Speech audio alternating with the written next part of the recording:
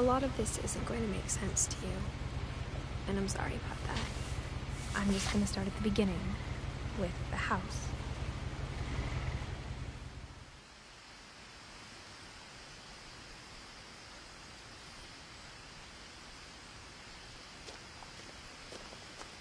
My brother Milton disappeared when I was 4. It was like the house just swallowed him up. Someone had put up a chain-link fence, but it looked like I wasn't the first person to hop it.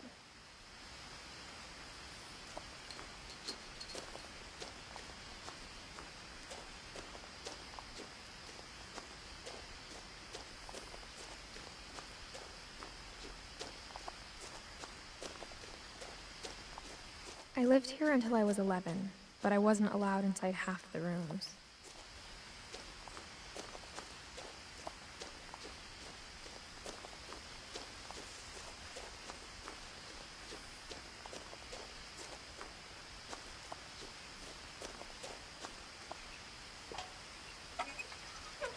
Inside the mailbox were bills from 7 years ago, marked urgent, open immediately.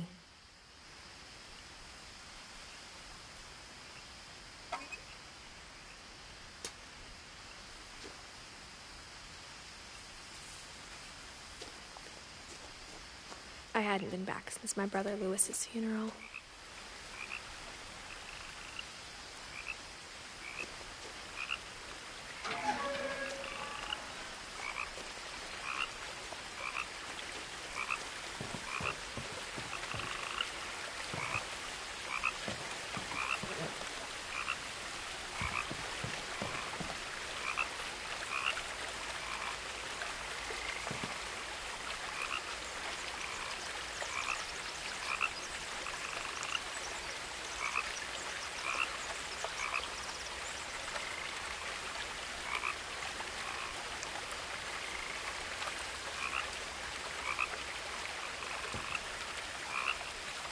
In her will, my mother left me a key but didn't tell me what it unlocked. Maybe she thought I'd know. Or she thought the mystery would be enough to bring me back.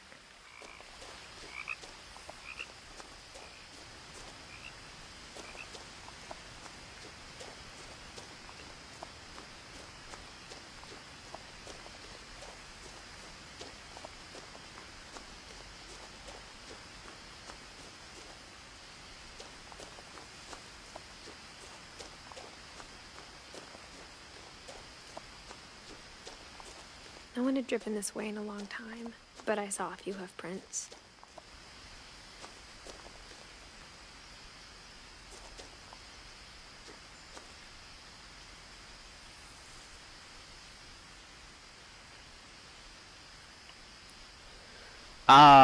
Yeah, you're right, I am muted.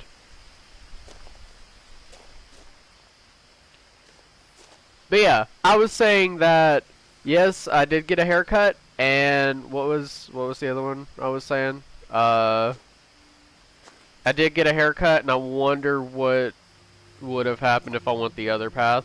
And at this point, it seems to be the play to just, inspect everything. So that's probably what I'm gonna do, is just inspect everything. Okay, bye. We could have been friends, though. Hey, come back. Okay. The truth is, Oh. even after I inherited the house, I never thought I'd come back to it. She got me in my But feelings. now I had questions Low about key. my family that only the house knew the answers to. She got me in my feelings. Is there anything over here? No. Let me go this other path. I want to see if there was anything I missed. I'm trying to, like, inspect everything. I know all I'm getting is dialogue, but The woods this... around the house have always been uncomfortably silent. Just got a trophy, apparently. What for? As if they're about to say something, but never do.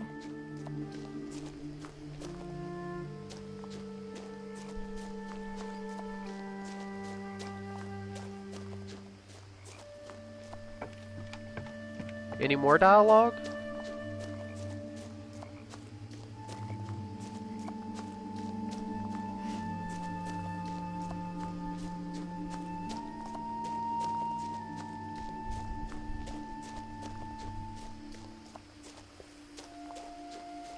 Any more?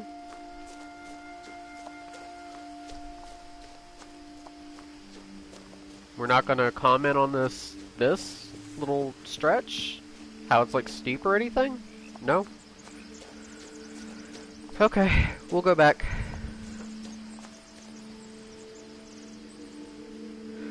I haven't played Gone Home. I did like see some gameplays of it though, like forever ago, like when Markiplier, Jacksepticeye, and like PewDiePie played it. So like I did see some of those gameplays, and yeah, it was pretty sad. But yeah, this has kind of already got me in my feelings. Just the tone is really like sad, and it feels like they don't waste any time getting there.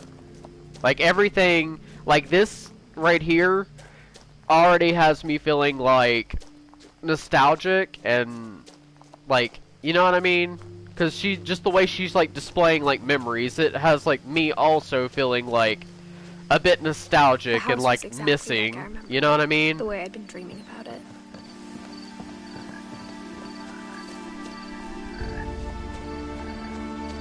Anything over here?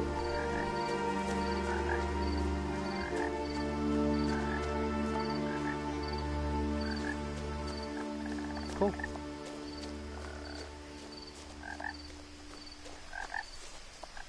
I need this music to chill out a little bit.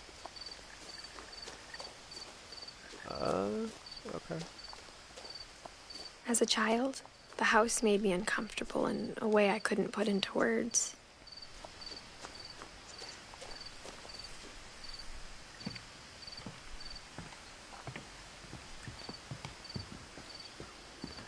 I asked Edie once about the dragon in the pond. She said it had killed her husband. I was 6. It seemed like an odd joke to me, even then.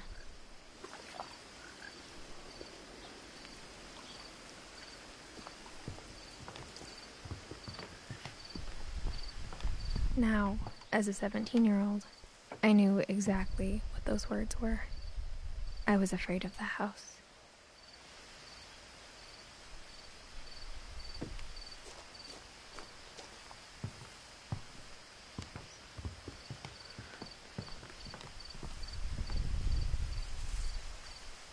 I hoped the key might unlock the front door.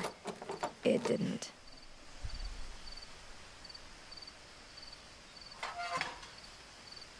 Looking in, I felt like the house itself had been waiting for me.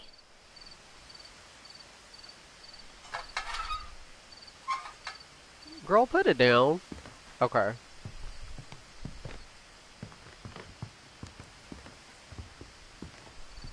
Any other interactions? We're not gonna talk about this at all or anything? No? Okay.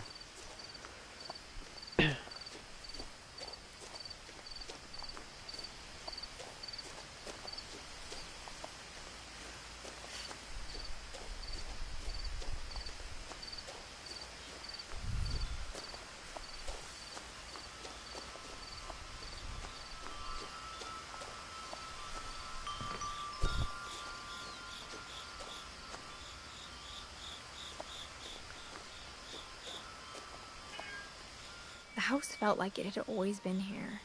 Even the swing set was older than my mother.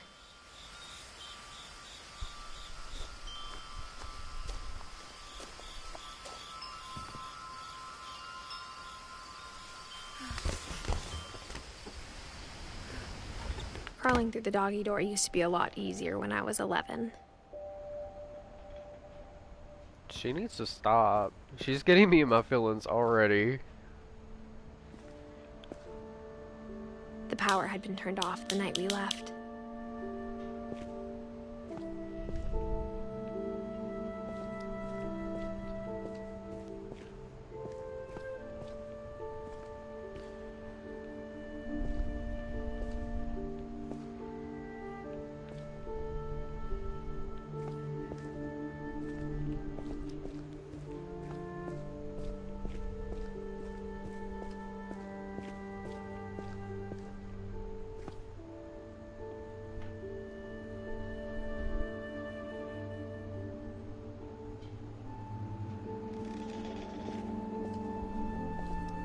Oh wait. I'm stupid. I was like something to interact with, For and the then I first looked, it was time like in the door. years, I felt like I was home.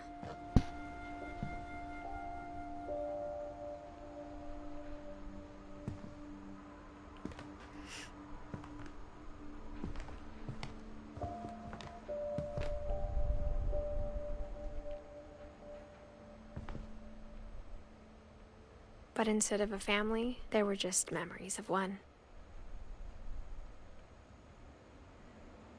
Damn, they left the whole house, didn't they? They left like everything in this motherfucker.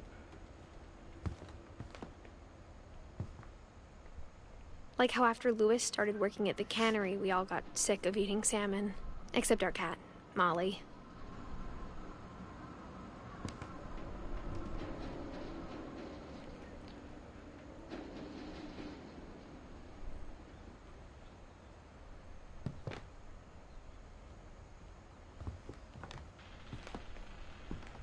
That is a lot. Okay. Or how only one restaurant would deliver to our house. So we had Chinese a lot. Accurate. Like, damn. There's just so much shit. Like, they left. She was talking about when we left. Like, y'all didn't leave much, did ya?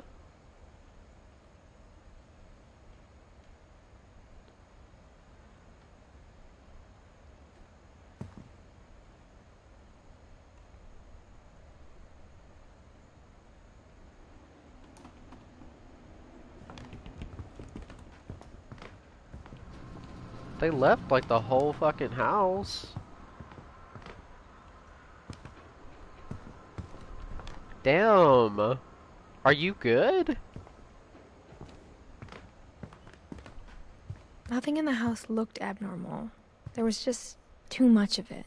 Like a smile with too many teeth.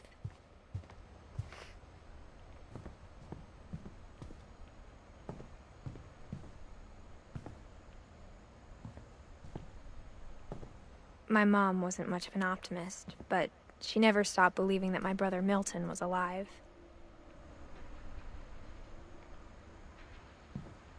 A lot of things got left behind in the whirlwind of that last night. I mean, shit, the whole house. Edith, look at the house. Y'all took virtually nothing. Talking about a lot of things got left behind. You think? Edie told me once that every Finch who ever lived is buried somewhere in the library.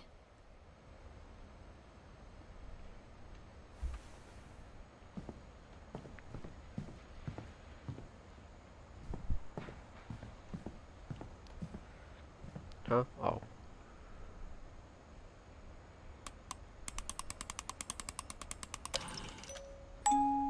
Great-Grandpa Sven built a music box for Barbara, along with the rest of the house.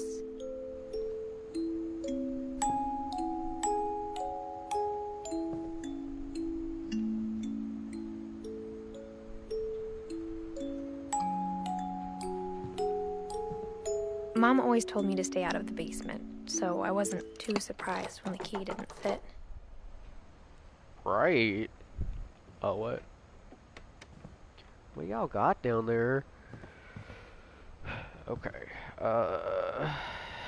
There's just so much shit in this house.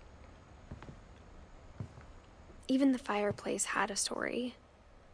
Edie told me the bricks came from the original house, after it sank.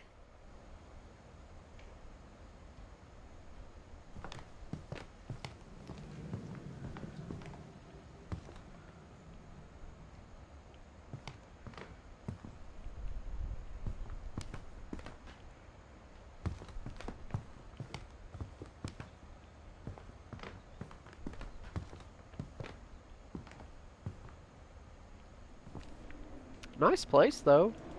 Low-key.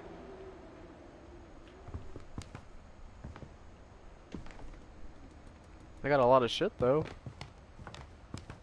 Like, goddamn, they got The their table was own... still a wreck from the night we left. They got a whole goddamn library in here.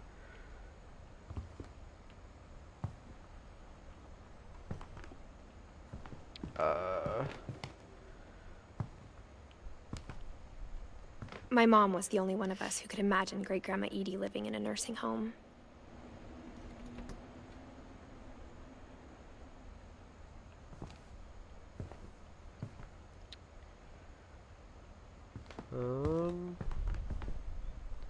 oh, great.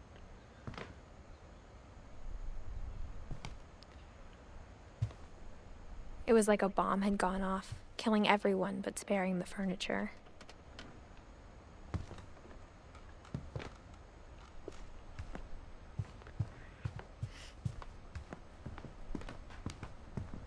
Okay, guess I better go upstairs now. After Milton disappeared, Mom sealed up all the bedrooms. I Then can Edie retaliated and drilled Huh. peepholes.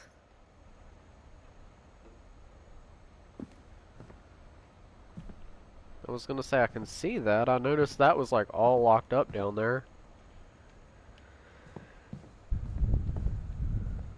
Whenever people ask me about my family, the first thing they always want to know about is Barbara.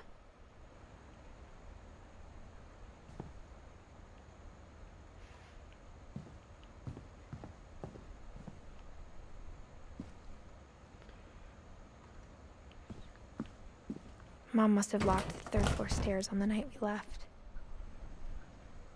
Right, it's a nice place. With a dark history, apparently.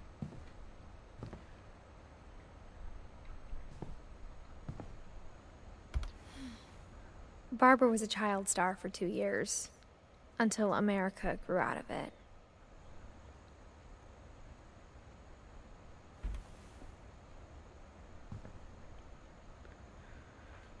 I just noticed they have like the damn, like their lifespan on the door. Edie's father, Odin, built the original house.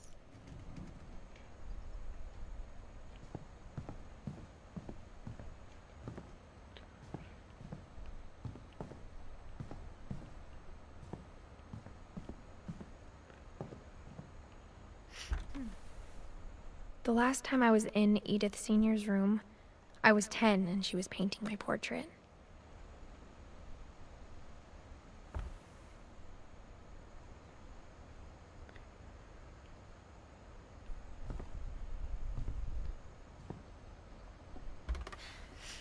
As a kid, I just assumed every house had peepholes and sealed rooms you weren't allowed inside of.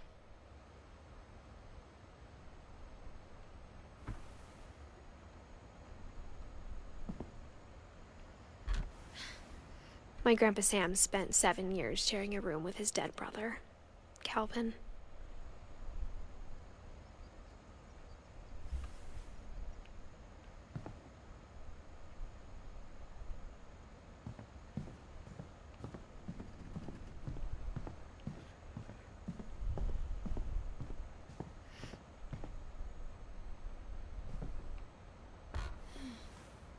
Molly always seemed like a girl I could imagine being friends with, if she hadn't died in 1947.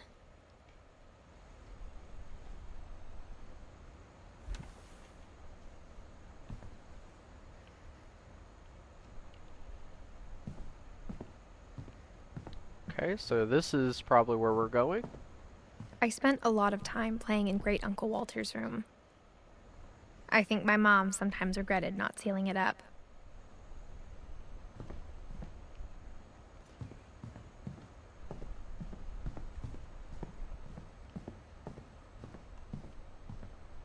Nice place you got here. Lewis told me there were secret passages, but I never believed him.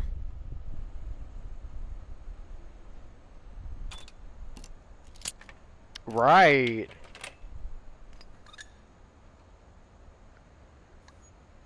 I think it is their Turns out, lifespans, my though. mom was really good at keeping secrets. Because, like, that was like their birth to death date. Now it was time to find out what my mom had been afraid of. I'm pretty sure.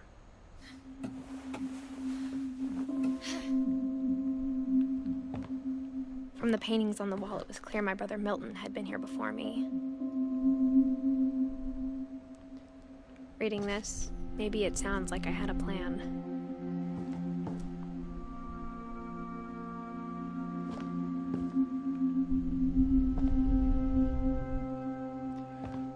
But I had no idea what was behind that door.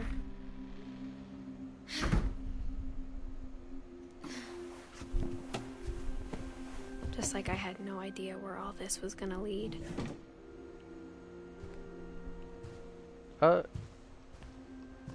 I grew up looking at Molly's room through the peephole.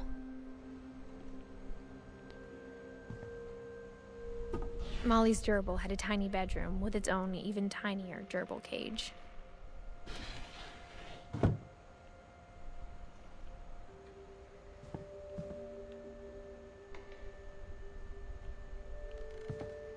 Being inside for the first time, I felt like I'd stepped behind a painting. I mean, it looks like a whole painting in here.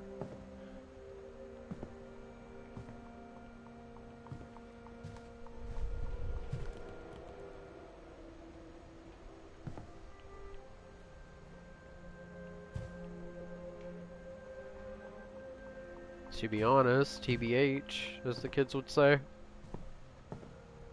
I got the sense Edie had spent a lot of time here, before my mom sealed the doors.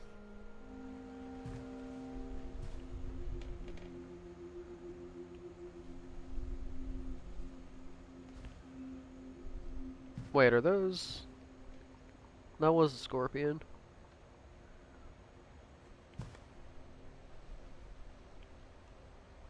Okay. It, seriously, right? Okay. This is what we're doing? December 13th, 1947. Dear Diary, I'll be gone soon, but I wanted to tell somebody about what's gonna happen. It started when Mom sent me to bed without dinner. I woke up and I was starving, so I looked around for something to eat.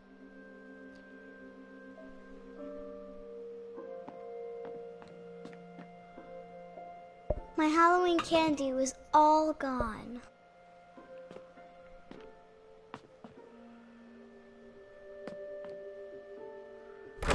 Mom, can I come out now? Sweetheart, it's late. Go to sleep.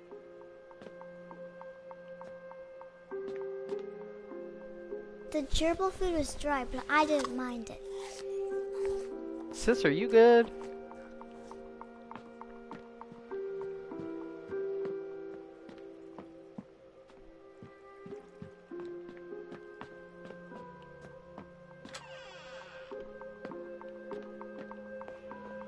I kept eating and eating. Right, this one a little... A lot is going on right now. A lot is happening. That's pretty cool. I ate a lot of things that night. That's decoration, sweetie. She don't care.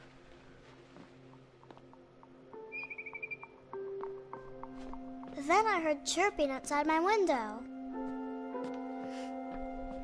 It was a barn swallow going back to her nest. I reached out for her. Please don't fall out this window. Please do not fall out this window. And suddenly, I was a cat. This game is on drugs. Oh, what? How, what? Oh, okay. I tried to be quiet, but the bird was really scared. Where do I go?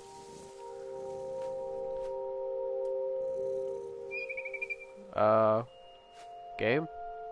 Okay.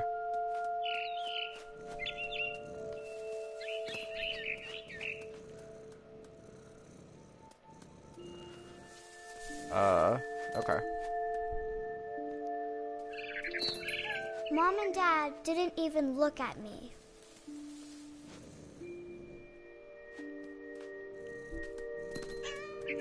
Where? Oh, you're up there. Where do I go now?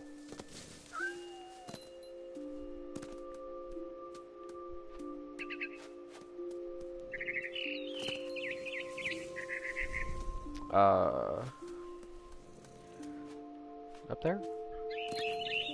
Maybe?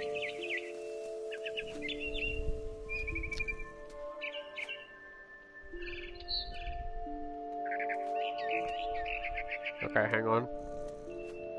I'm gonna wait till it like comes back like right there. And then gotcha, bitch. Never mind.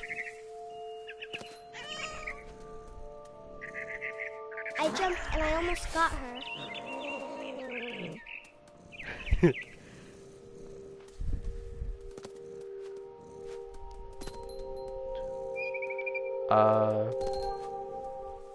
I could tell she was getting really tired. Now I was up in the big tree. I promised Dad I wouldn't climb it anymore. All I cared about was eating that mama bird.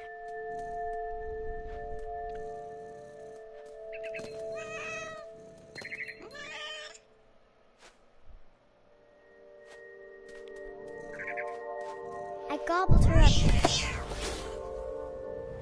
You sure? And suddenly, I was an owl. Are you sure? First, all I heard was the wind. Then I heard little teeth nibbling in the grass.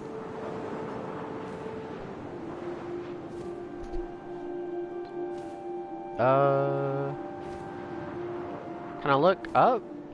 No? Rabbits. Where?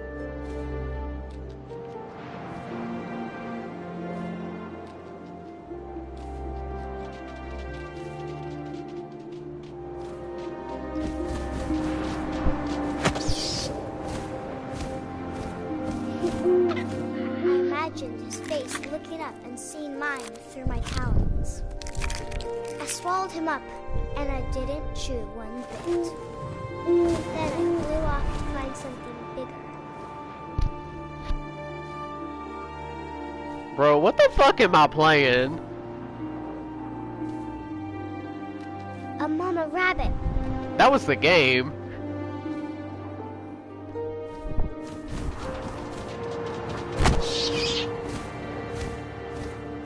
She was almost too big to carry. I started choking, but I couldn't stop eating. And suddenly, I was a shark. What the fuck am I playing, bro? What is this game? What am I playing?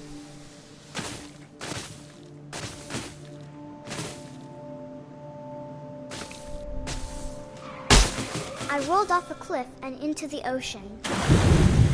She got I like... was hungrier than ever.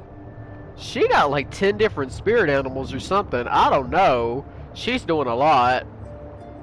Do I have to be like right up on them, or will you like... Hold on, where'd you go? Where'd it go? Do do do do do do do do do do do do do do do do do. I tore off her flipper, and it tasted really good.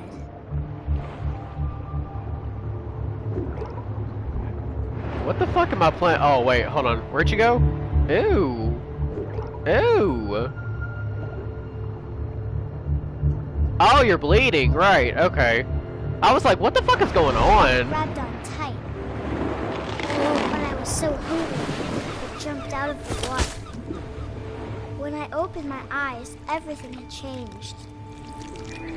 She's got like 10 different spirit animals or something. I don't know what she's doing.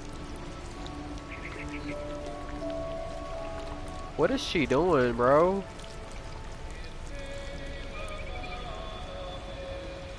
Right.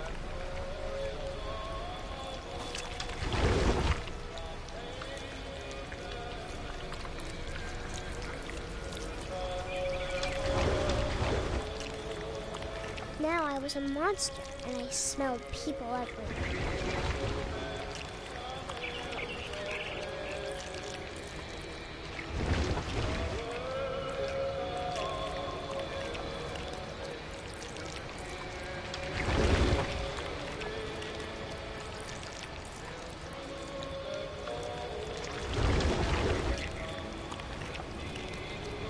I don't know what the fuck I'm doing. I really don't.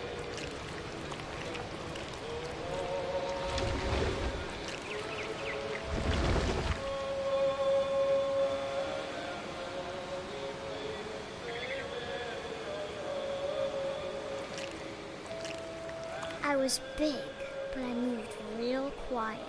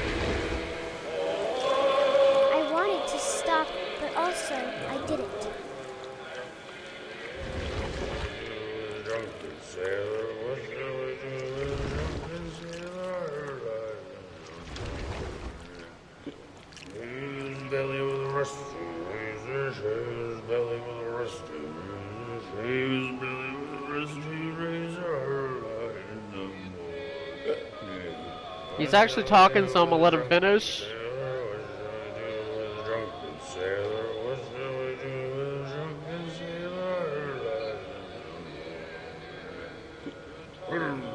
Let bro sing.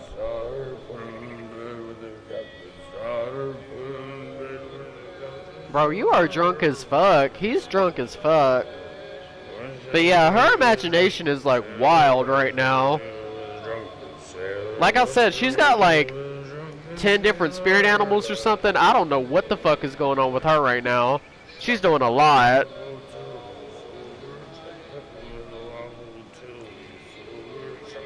Look at bro. Just singing, bro, just singing.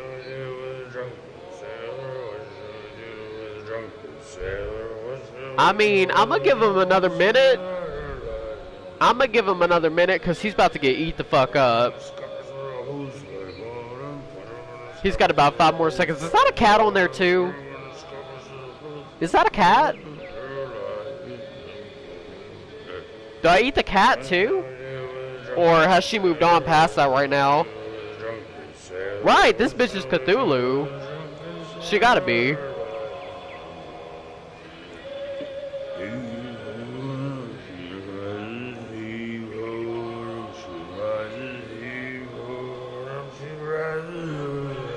Bro's about to pass out. Do I really gotta eat him? Do I really?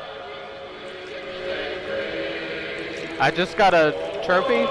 Again? Let him finish. Oh, I was supposed to let him finish singing. Oh. Oh, I eat this one first, right? Yeah. That was a dude. That wasn't a fucking cat. I thought that was a fucking cat. That's a dude. Wait, hold on. I gotta eat you too, right? Fuck.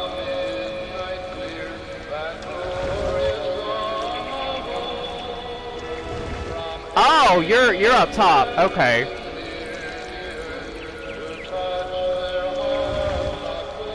I'll be honest, I hate the controls on this. Like for the octopus, whatever. After the last passenger, I was still hungry. And across the water, I smelled something new. Something I had to have, so I swam towards it.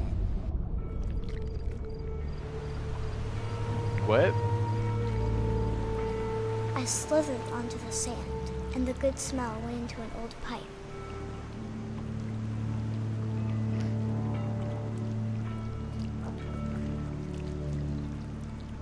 She got spirit animals. She really do.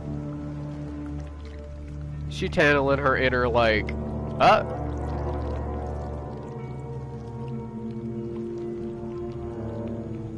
I got closer and closer. this her room. Wait. Where do I go? Do I go up here? Like to the gerbil? Fuck no.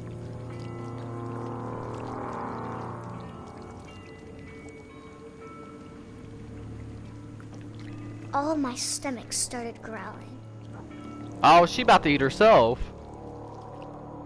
And suddenly, I was me again.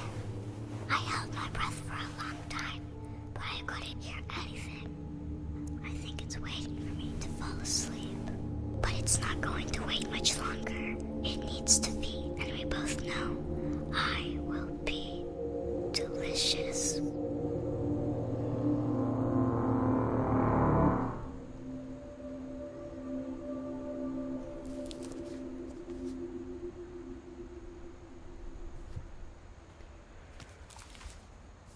Bro, Molly is crazy.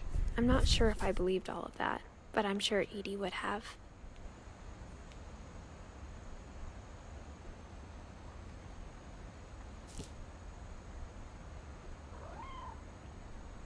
Kitty?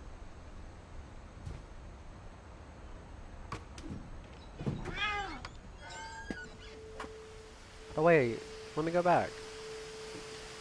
I wanted to check out the bathroom! It probably wouldn't have let me in the bathroom anyway. This will be obvious later, but my mom never told me any of these stories. Edie would have, but Mom didn't like bringing up the past. Though, when we adopted a stray kitten, she was the one who named it Molly. She might, I don't know.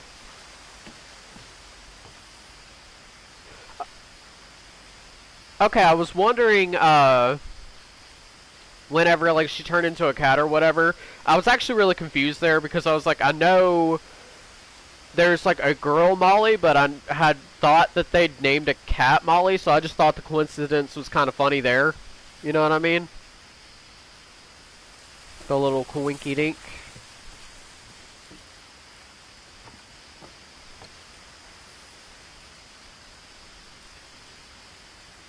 Okay. On to the next one. Yeah, I kind of thought that was weird. I spent a lot of time in Great-Grandma Edie's room.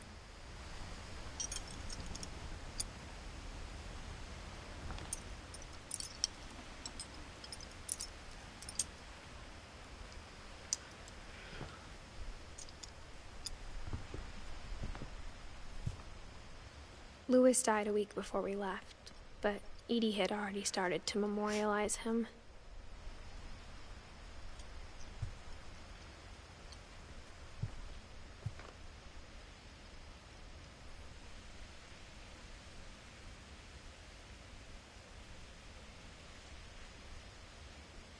Edie knit me a new pair of gloves every year, just in time to replace the old ones. My uncle did something like that for, I think my uncle that had passed, he had done something like that for my grandma. Like, he did that in school and, like, gave it to her.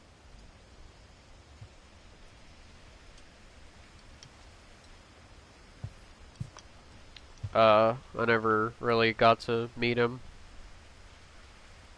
Edie gave a big interview about a mole man living under the Finch house. My mom was furious.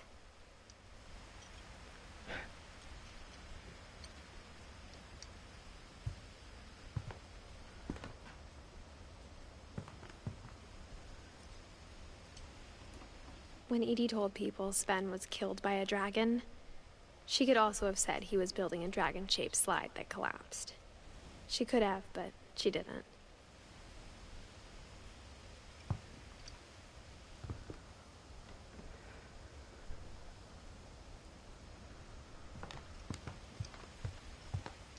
Her room was like a museum.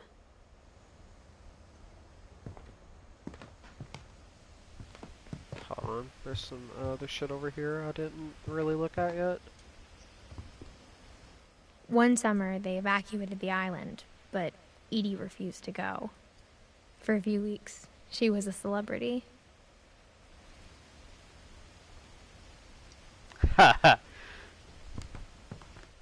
I I hadn't thought of myself as Edith Jr. for a long, long time.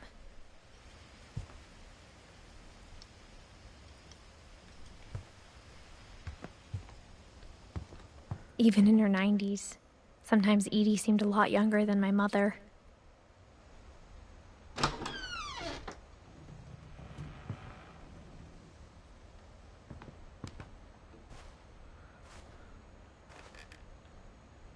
The only trace Grandpa Sam's first wife, Kay, left on the house was the pink bathroom.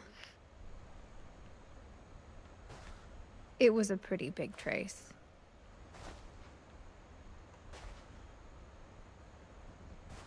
Okay, before we do that... Bro, what the fuck? Okay. Oh, right, because she... Okay. Can't get out of the chair. Right, okay. I forgot about that for a minute. I was like, why the fuck do you got a chair in the bathtub? But that would probably be a really good reason.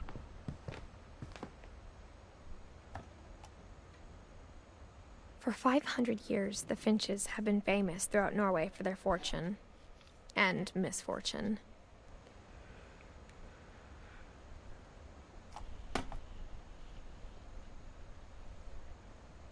Is there any more?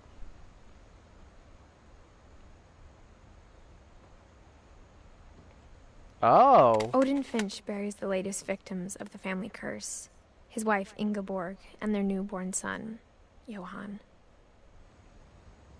On January 7th, 1937, he set sail with his family and his house, hoping to leave the curse behind. But 40-foot waves off the coast of Washington send the house and Odin to the bottom of the sea. Odin's daughter Edie, with husband Sven and baby Molly, step ashore on their new home, Orcas Island.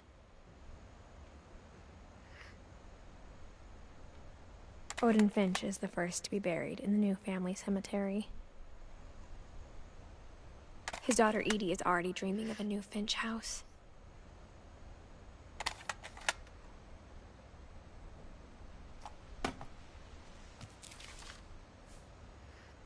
Whatever's wrong with this family, it goes back a long ways. Sure does. I like our little sketches too, by the way. I kind of like that. Whole little family tree and like the little sketches. I really like that. I also love how like anime-ish like everybody looks. That's cute as fuck.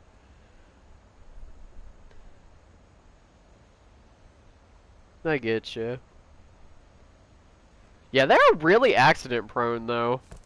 They really are.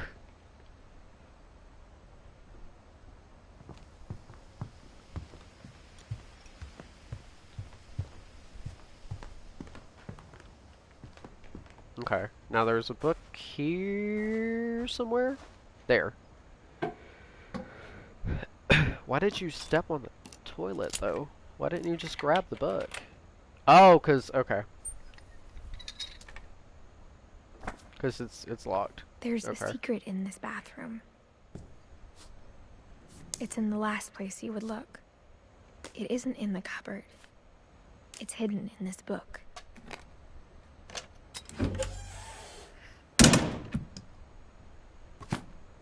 Oh, damn. I really like the storyline so Sven far. gave Sam an old camera he'd refurbished. He never put it down.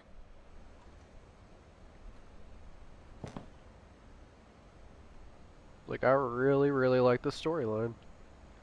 I didn't think I would.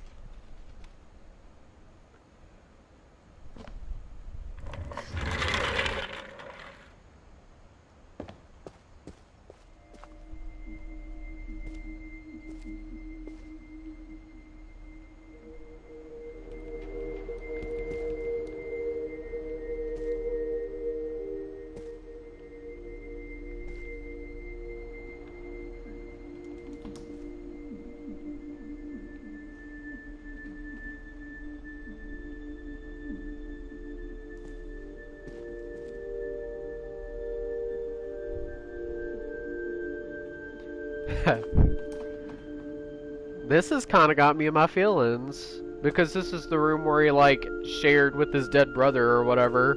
That's kind of got me fucked up a little bit. I'll be honest. Like, just seeing, like, the separate... Yeah. Like, that's got me a little bit fucked up. Like, just how much respect he has on, like, his shit there. That he, like, even chained it like that. Like, I don't know. That's got me a little bit fucked up. I'll be honest. I knew Grandpa Sam had a twin. And that he never talked about him.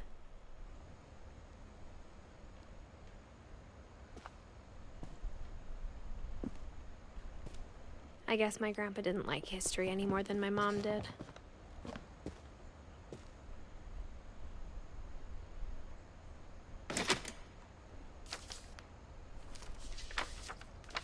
How I Want to Remember My Brother by Sam Finch. The thing I remember is that when he made up his mind, that was it.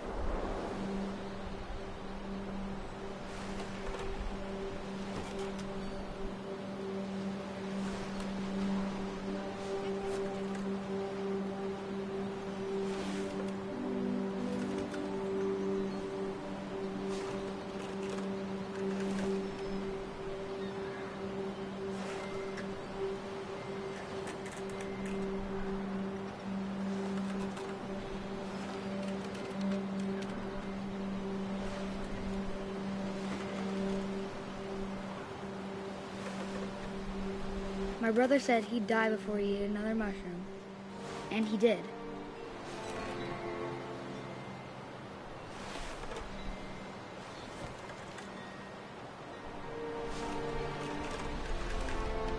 I kinda already don't like the way this is going.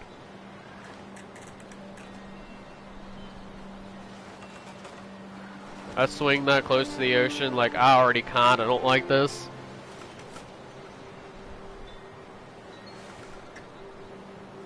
Okay, hold on. Oh, I can do it with both feet. Okay.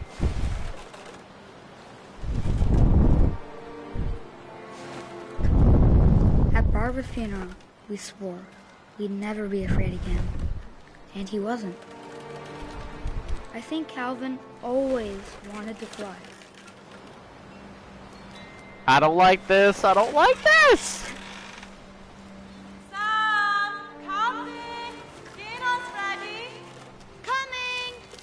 But that day, he finally made up his mind to do it.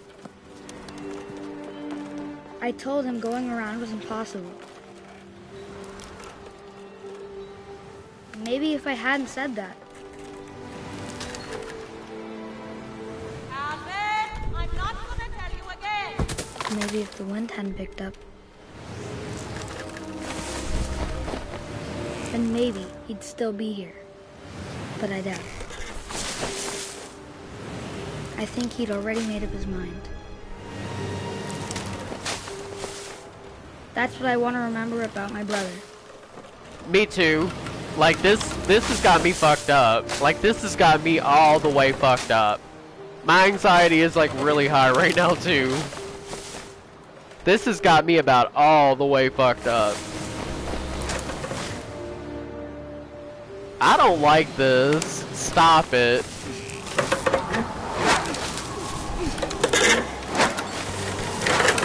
The day he made up his mind to fly. And he did. Oh.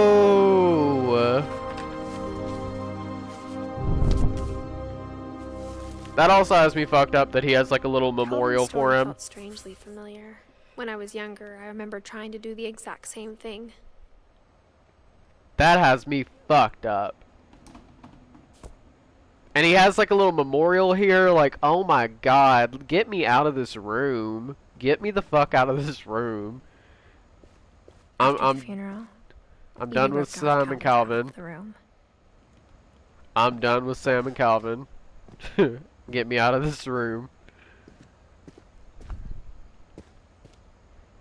Mom said Grandpa Sam enlisted at 18 and never set foot in the room again.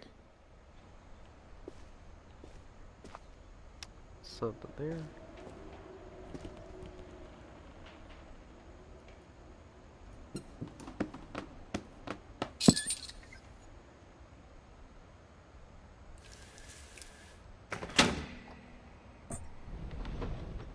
Why do they just have secret rooms here?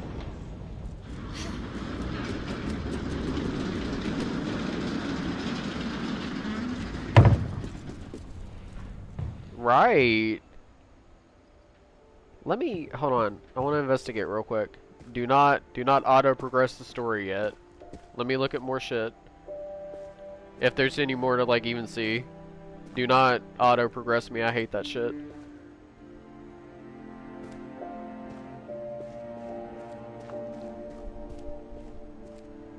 Okay. I think I'm good to move on actually. Yeah, get me out of this room. The passages were a pretty tight fit. They'd obviously been built for smaller hands and bellies.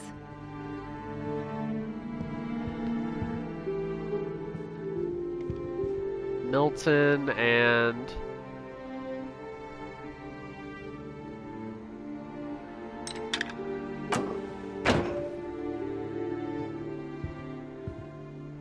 Okay. So now I have a little shortcut there. Cool. Is there anything else to investigate in this room? Like, has anything changed? Probably not. Any more dialogue anywhere? No? No dialogue? Nowhere? Probably not. Like, I might as well just progress the story, because I already looked at, like, everything. That room got me fucked up, too. Like, I'm glad I left when I did, because, like, that hit me a little bit harder than I expected. Just, like, seeing all that shit, like, yeah, that hit a little too hard. I always thought of Barbara as a child star. That had me all the way fucked up.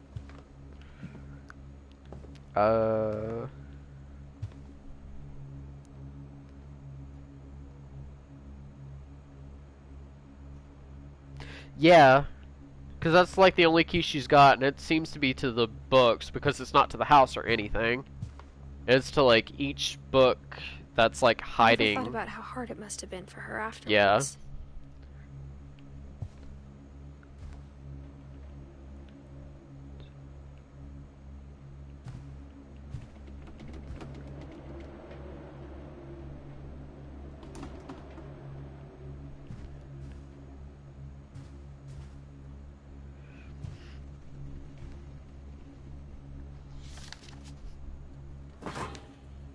Of all the stories people wrote about Barbara's death, I'm surprised Edie saved this one.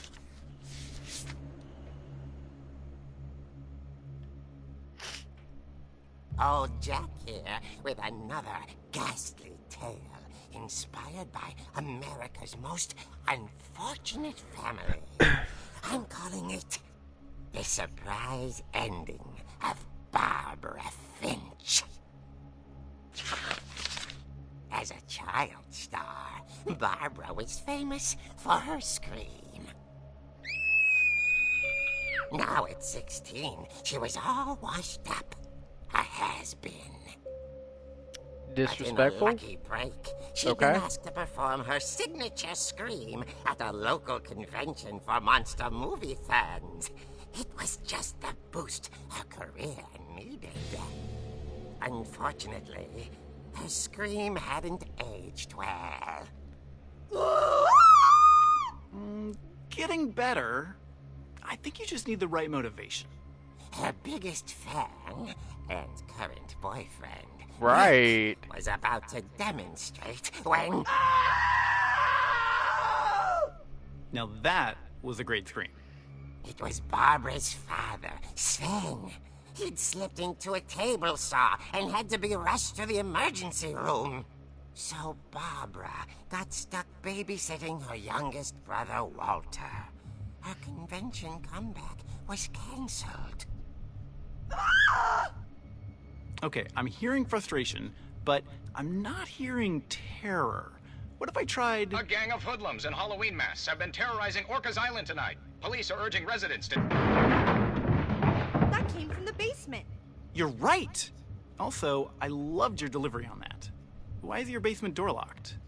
Because my dad likes making puzzles and secret passages. There's a key hidden in the music box. The secret is to keep winding and winding until finally the key pops out. Thanks, babe. I'll be back in a sec. Good to know. 20 minutes later, Rick hadn't returned. So Barbara went to look for him, right on cue. She reached for the music box. And as she wound the key, she listened for Rick, but the house was silent.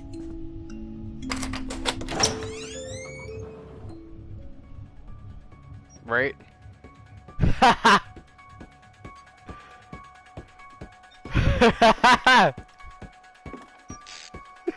Okay, I like this game. This is a cool game. Found Rick's crutch and imagined the worst.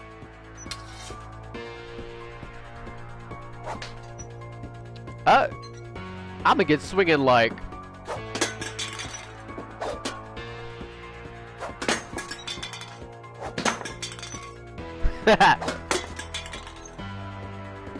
What else can I hit? Can I hit the chair? Can I hit that one? Fuck yeah. Am I actually gonna have to fight something? Hold on. I'll have to, like, practice this then. Whatcha? Hiya! What bam?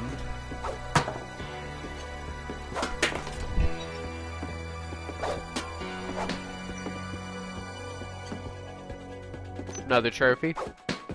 Boom! For what? Am I gonna have to get active? Like, am I really gonna have to get active?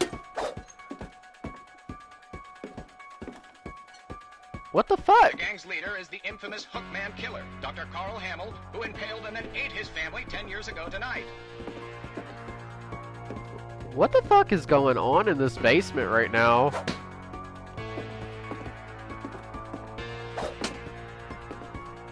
Am I actually gonna have to fight? That's what I want to know.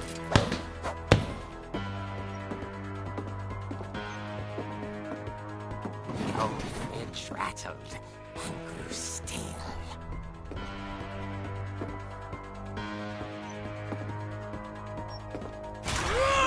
Oh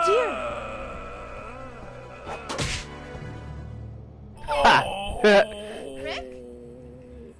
Barb, relax. I was just trying to scare you to help you find your scream. Well, I'm not scared, Rick.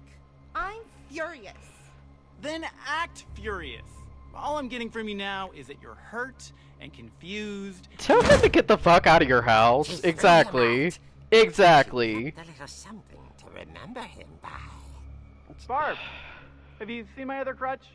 And she was still holding it when she fell asleep watching the late picture show. Hours Exactly. later, Like I said, tell him to get the fuck out. Walter, what's going on up there? Which, hold on, let's pause it real quick. I just think it's so funny. Did you see my delay there? That whole time he was like, "Roar," and I just like sat there. That fucking delay, like, especially if I start playing horror games, like, on Twitch, like, because I want to. I've downloaded a game named Soma, and I want to play it. But, yeah, I'm gonna have to get my reaction time up, because that was kind of ridiculous. Hey, I'm coming up, but if this is a trick, you're dead, Walter. I love how it's got the fucking Halloween music. Get the fuck out of the way. Why did that scare me? Get the fuck out of here. Wait, what? Doug? No? Okay. Can she move faster? Damn. Oh, shit. Yeah, it is. I love how it's got the little Halloween theme. That's kind of funny. Wait, hold on. In here? Walter, are you there? Walter had vanished, but his bedside radio was still on. Orcas Island police describe the man as 6 feet tall, with a steel hook for a hand. Residents are urged to lock all doors and windows and notify the police of any suspicious activity. Barbara turned. You better get saw the scrapping. hookman, and was speechless. He was quite smashing. Okay. That's what I'm talking about, that delay. I keep fucking having a delay. Okay, Barbara. There's gotta be another way out of here.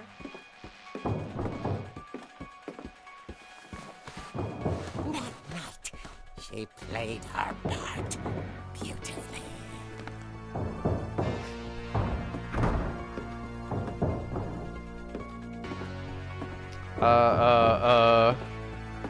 She thought about abandoning Walter, but just couldn't do it.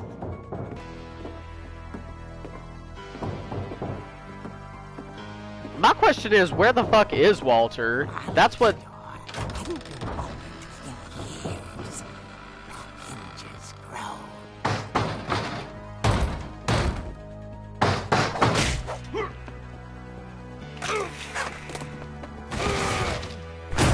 He wasn't moving, but she sensed the story might not be over yet. Right. It's kind of a good thing she kept it, though. It's kind of a good thing she kept it. Watch this motherfucker be up by the time I get here. Where did he go? Vanished. Where did he go? Breathing, Whoa, but where did all you she go? heard was,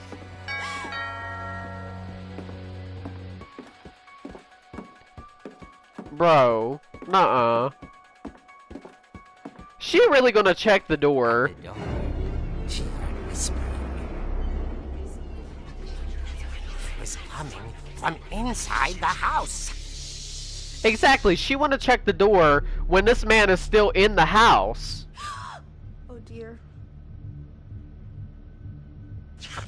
There was men in the house. Oh, okay. The monsters had come to surprise her. For Barbara, it was a dream come true. Then she saw what kind of monsters they were, and she realized what was about to happen. She was going to be famous. And with her final breath, Barbara Finch gave the performance of her life.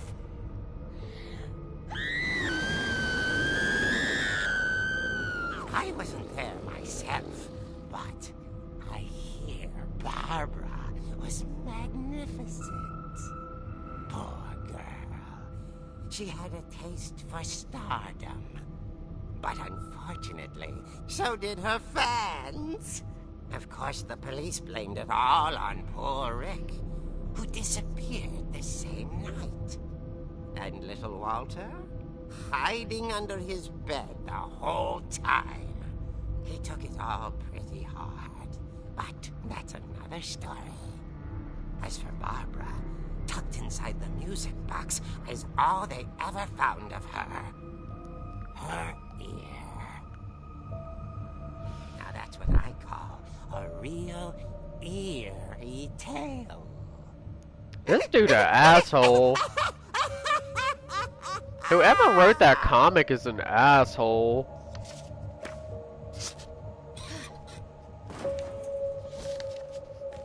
Bro. Edie told me all Barbara wanted was to be remembered, as absurd as that comic was. Maybe what Edie saw was a happy ending.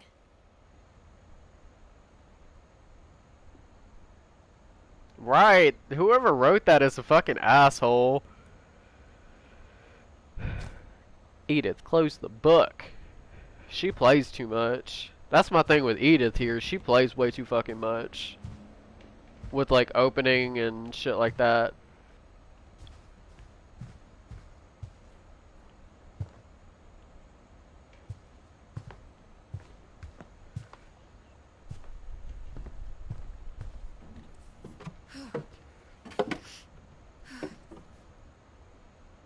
I guess now I know why Mom didn't like me playing with the music box.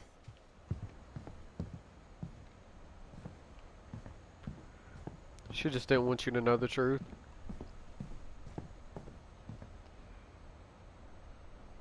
Oh, okay. That was a weird, like, pause for a second. She really sealed all the bedroom doors shut, though. That's wild. Bro. I was about to say, did it get darker? I think it did, yeah. It's like night now. Well, it's a storm now. Something like that. Wait, hold on. Music box.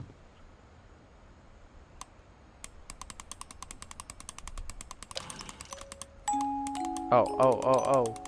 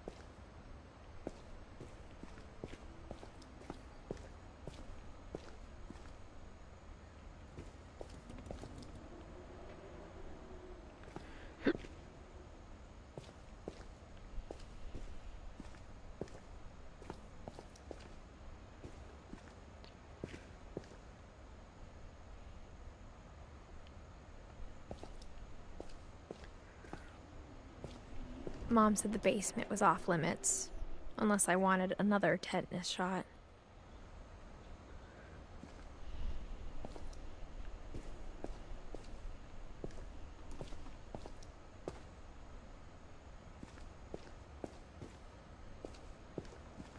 Damn, it's really a storm.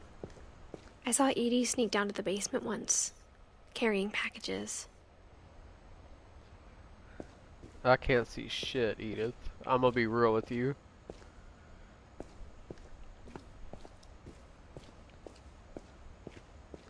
I thought maybe she was hiding presents.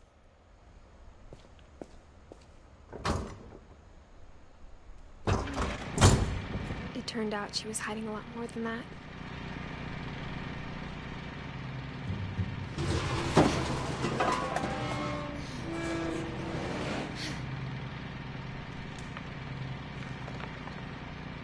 Bro, what the fuck am I playing? About where Walter had gone.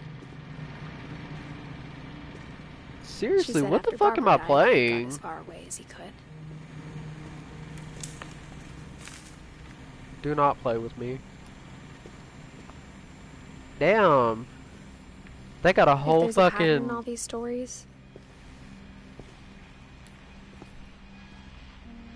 I think it's that none of us has gotten very far.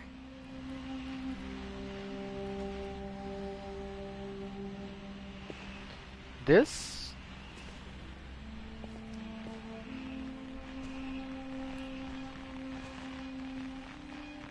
man had a whole fucking survival something down here. Like survival bunker or whatever. Right. This man, like I said, this man has a whole fucking survival bunker.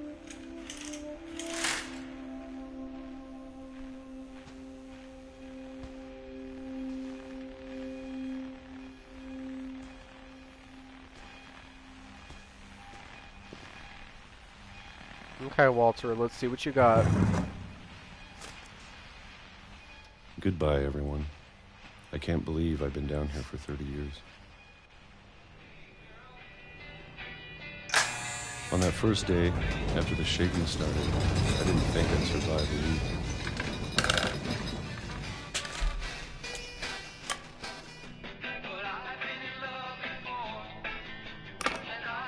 But after a few days, I settled into a routine. That's what kept me sane. Having a schedule, living for today. I always expected to be dead tomorrow. But if you wait long enough, you get used to anything.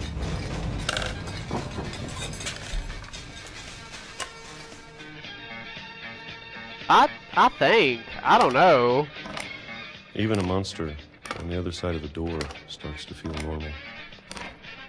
Almost friendly.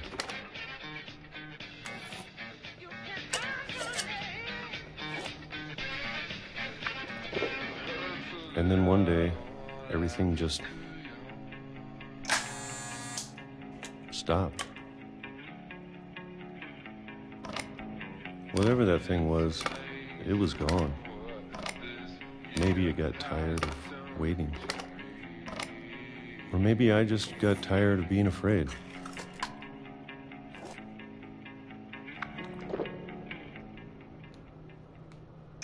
It's been a week now, the longest in 30 years. I'm done waiting. I have to leave while I still can.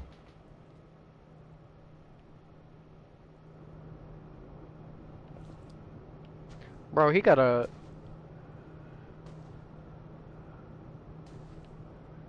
Anything else to investigate? No? Okay. Bro, Walter, get on the hatch. This whole family is wild, dude. Like, I did not expect any of this in this game. I really didn't. Like, this family's pretty fucking wild. Like, a lot is happening. I know it's out there somewhere. Whatever killed Barbara and Molly and Calvin.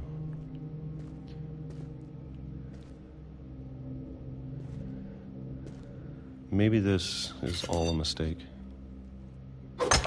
Walter, I don't like where you're going with this. But I need to stop living the same day, even if it kills me.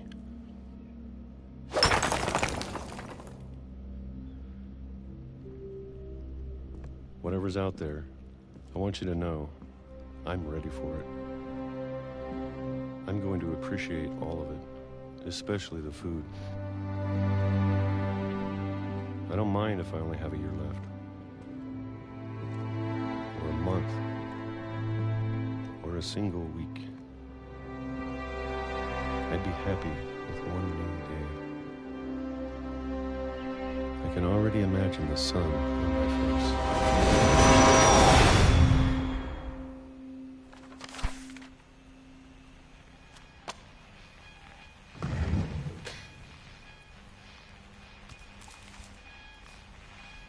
Walter died when I was 6.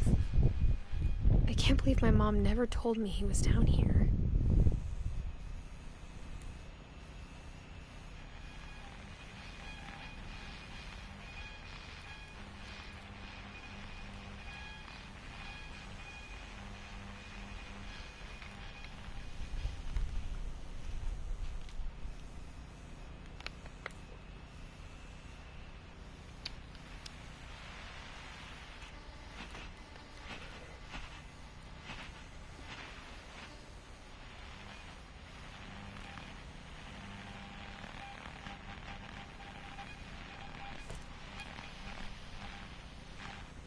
I'm sure my mom was trying to protect me.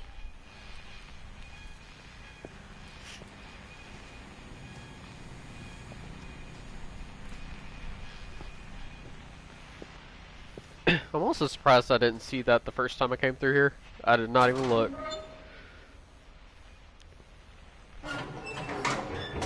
I have no comment on any of what just took place.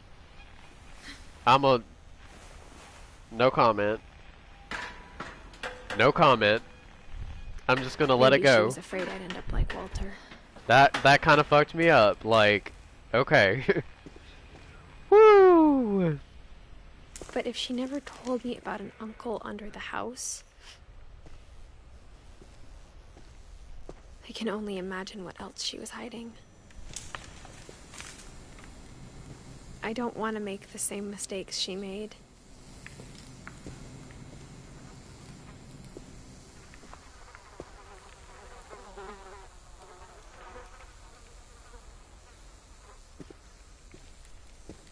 This game has got me about 50 shades of fucked up, and I don't even Trying think to we're bury halfway through it something that's yet. still alive.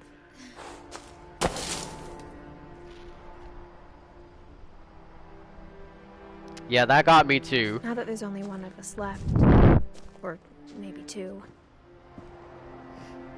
I thought it was time I heard the stories for myself and found out what happened to everyone else.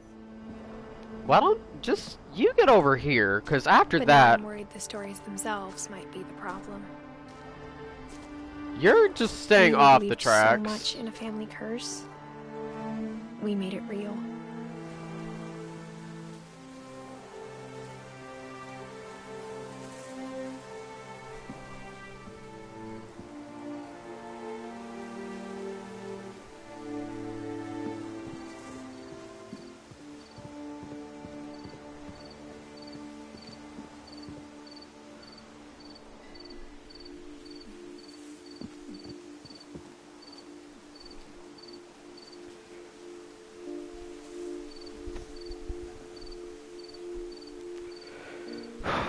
They had to zoom in on the fucking grave. They I had don't know to. if I should even be writing this. Watch me go through all this and she dies at the end. Watch me go through all this and she dies at the end. Okay. I don't know. I don't know what to feel. I really don't.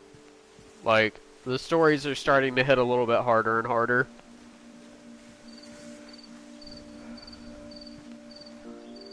And like I said, hold on. I don't even think we're halfway through yet. We might just be halfway through.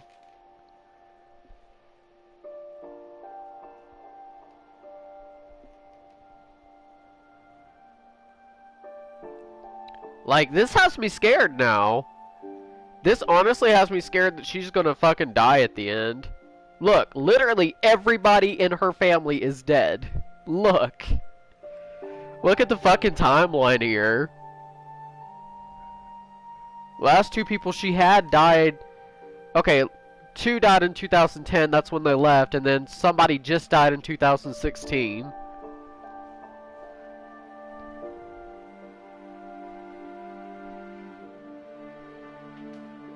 Like, okay. Let's keep going, I guess. But, like, this is starting to get me a little Maybe it'd be bit. better if all this just died with me. See? Foreshadowing. That's foreshadowing. They're already, But I like, thought you should know about your family. foreshadowing. I don't like that.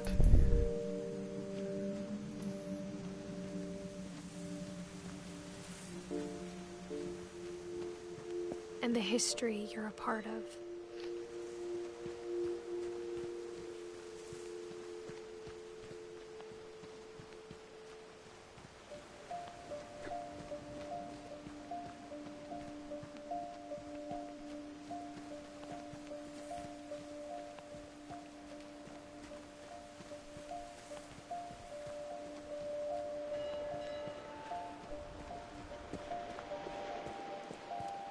Oh, is this really letting me go out to it? Okay, I was like confused for a second. I think so too. This has me kind of fucked up.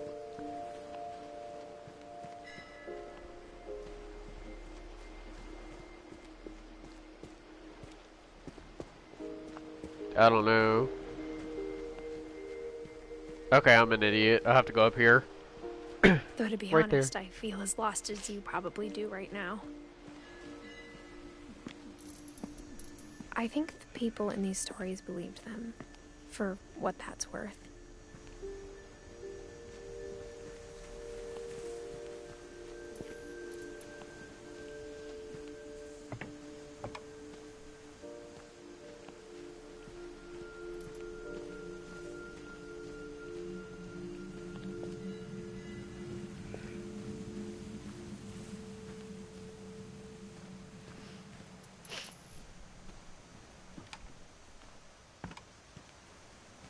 I know. Stop. I'm not ready for that. I am not ready for that. I'll tell you, Calvin and Walter got me all the way fucked up. Molly got me fucked up, but Walter and Calvin got me all the way fucked up. Odin was kind of sad too, but like, Walter and Calvin fucking got me.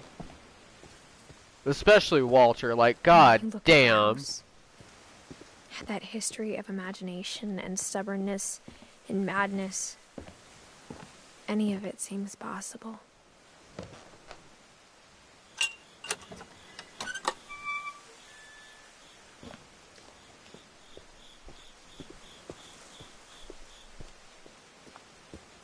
I think we've been surrounded by death for so long, we've just gotten used to it.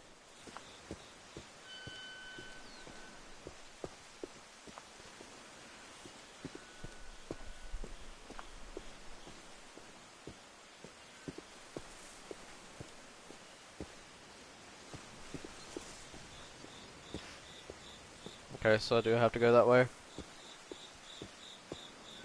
Yeah, Walter fucked me up. Wow. Because Calvin, I kind of knew where it was going. Walter just fucked me up because I was like, okay.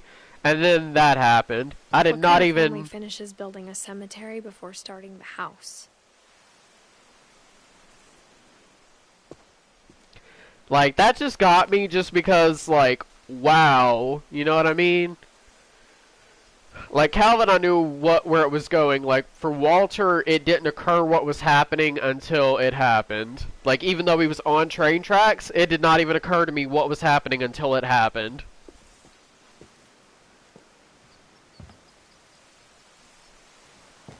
And then I was like, oh. Okay. Right. It's embarrassing for me to admit this, but... the pet cemetery made me more uncomfortable than the human one.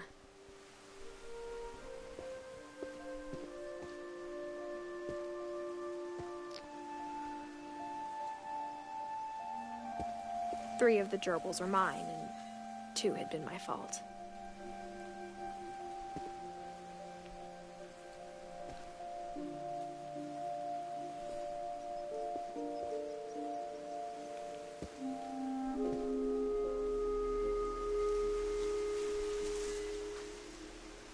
Right.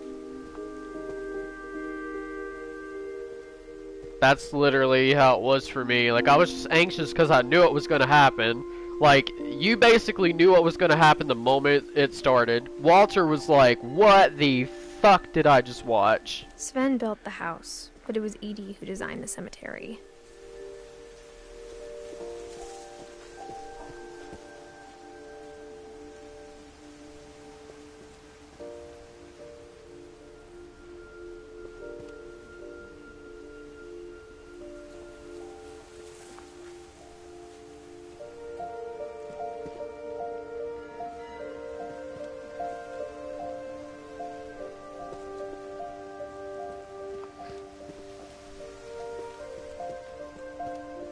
I'm sure Odin's monument had been Edie's idea.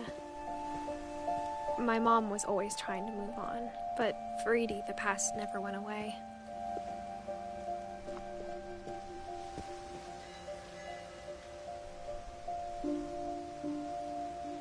Damn, look at that house.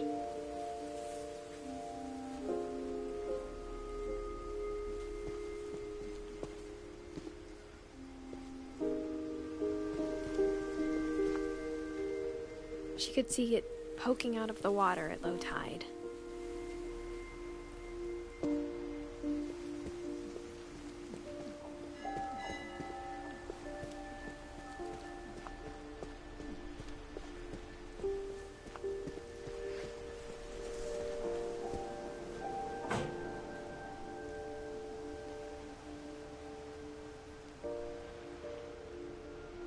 Edie said she dreamed about the old house every night.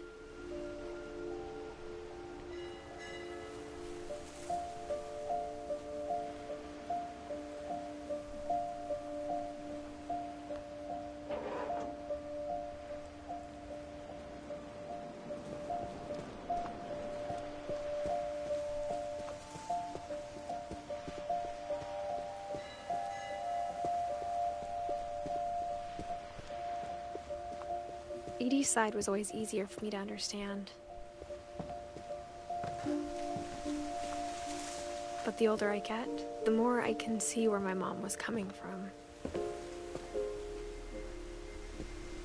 Her dad had been pretty strict, but it wasn't enough to save her brothers. She was just trying to do better.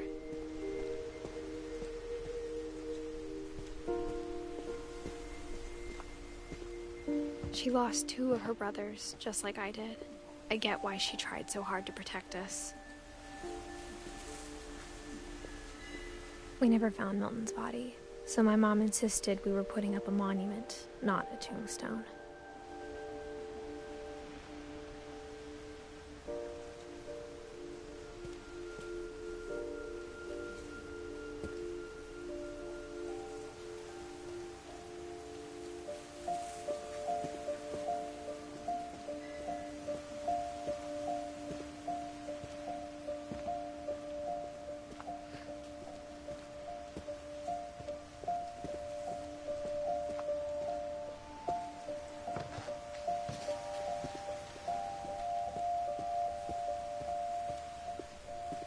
There's so many things I wish I could ask my mom now. Part of me thinks this is what she wanted all along.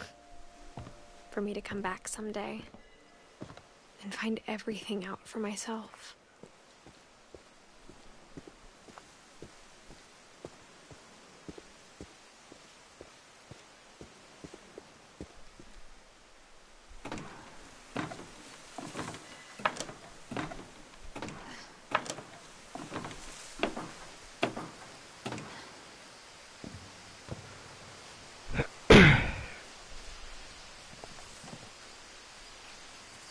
But looking back on it now,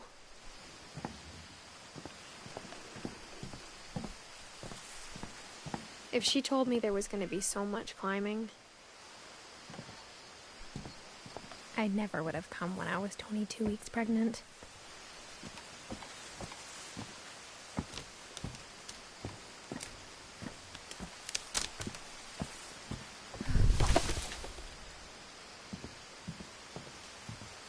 No wonder she moves so slow then. That kind of makes a little bit more sense. Because I was like, man, she's so slow earlier. Like, that's what I was thinking, but now it definitely makes sense. Because, well, she's pregnant. She can't really get super active or whatever.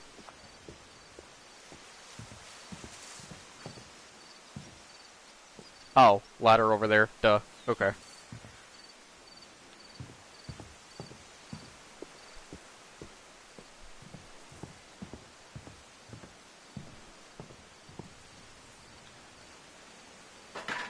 I never met Grandpa Sam, but I think he and my mom had a lot in common.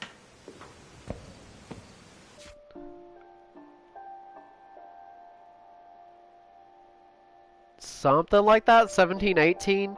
Because that's the thing, I just don't know what year it is. I don't know if it's like 2017 or 2018. Or even 2016. Because it's like, it's got to be 2016 or beyond. But I don't know exactly what it is.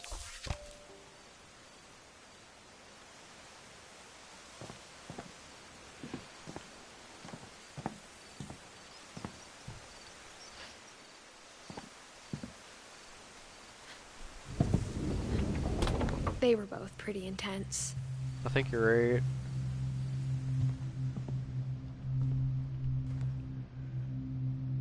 Sam spent his life shooting photos, but Mom said he got nervous being in front of the camera. I guess we're all afraid of something.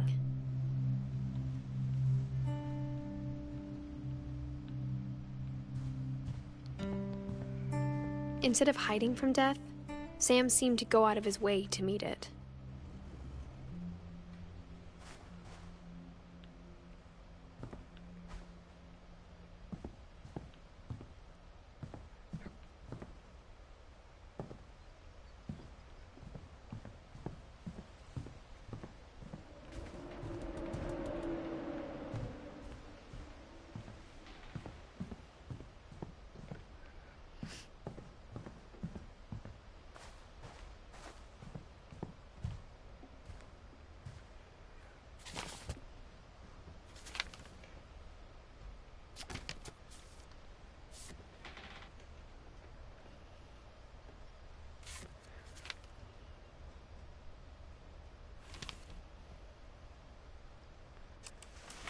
Dawn, I promise, you'll never forget this weekend.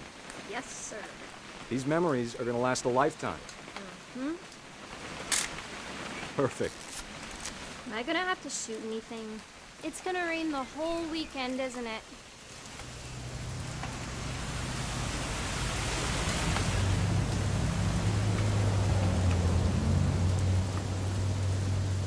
Please just take the damn picture. Hey, language. Is there anything else I can... Because I think it wants me to do this right here, but...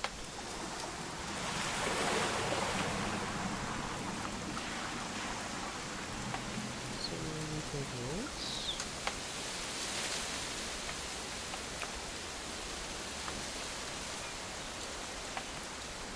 Ooh.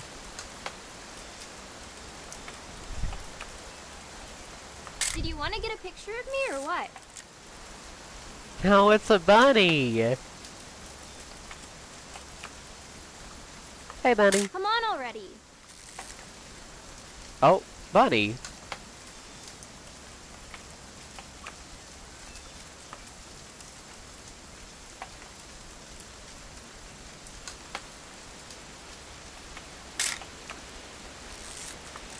Okay. I will never forget this weekend, Dad. That's the spirit. Okay, got it. I'm gonna take some pictures, okay? Just be careful. That camera's older than you are.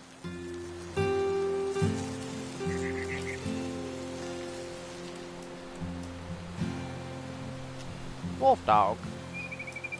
You're right, Dad. It's starting to clear up. Still freezing, though. Wait, what am I taking a picture of? What am I supposed to take a picture of?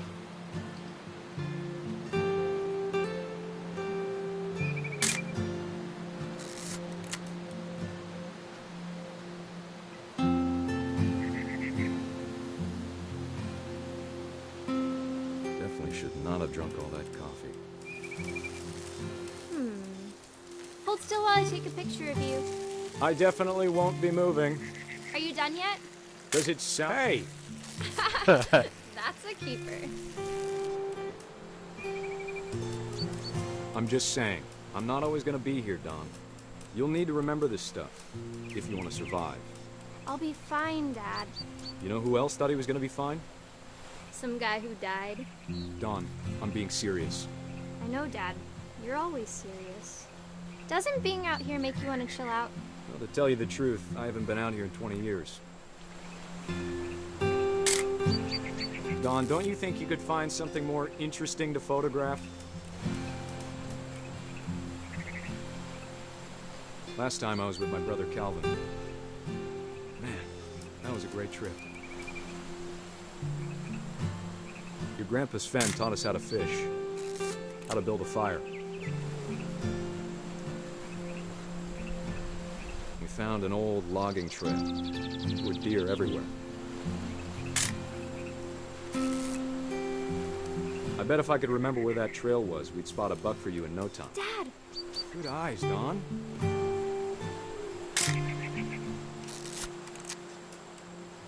Before you take the shot, let me get a picture of you.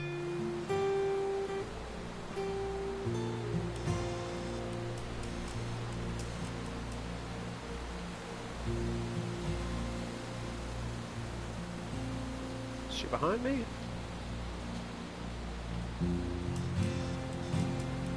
Dad, I... Just breathe. Turn off your imagination. Focus on your target.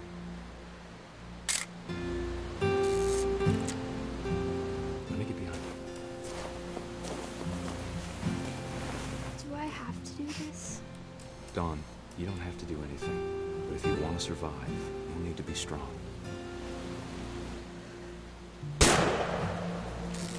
Great shot, Dawn!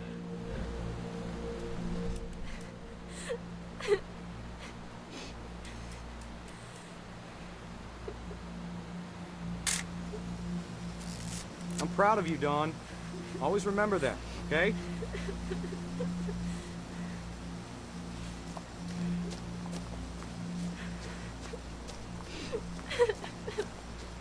Sorry, Don, just gotta reset the timer.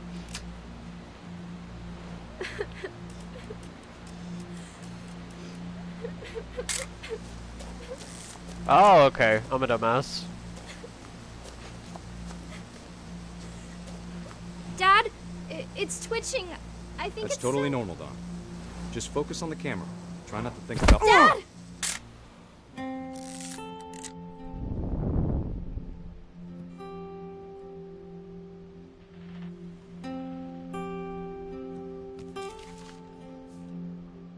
Of all these stories, that's the one I wish most that my mom had told me.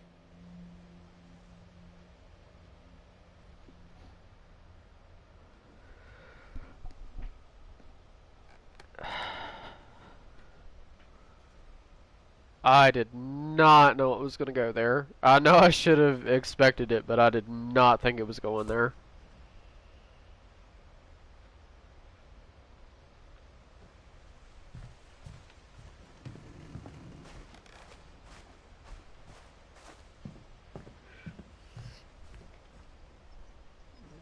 Whoa.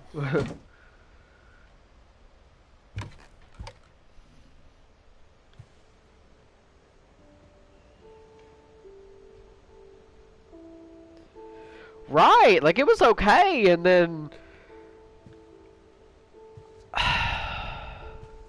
wow. Like I kind of didn't expect that. I know I should have, but I didn't. My mom and Edie got really close. They'd both lost a lot.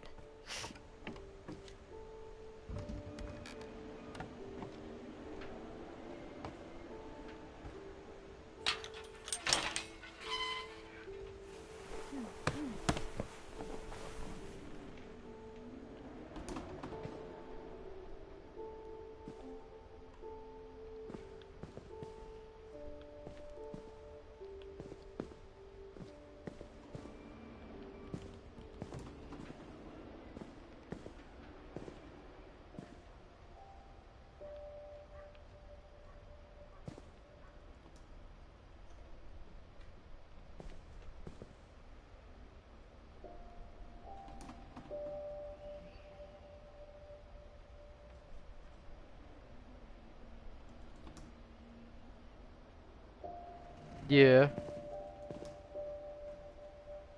Oh, so then Gus. Okay.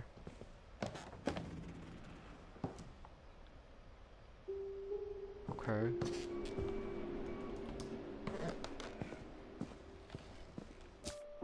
I didn't miss anything, did I? With like Edie? Because I feel like I may have missed her story. Because like her room was actually back there with like Odin. Hope I didn't miss anybody. I can't imagine my mom ever writing poetry, and yet...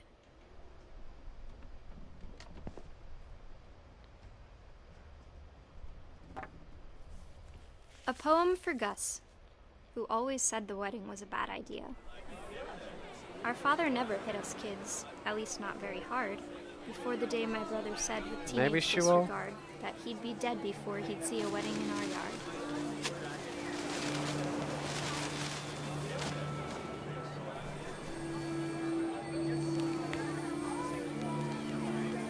My father made him come, of course, but Gus stood far apart, just flew his kite and bottled up the storm inside his heart. I tried to talk him out of it, but though he'd never met her, "We don't need a stepmom," were the words that I now pronounce you husband and wife. You may kiss the bride.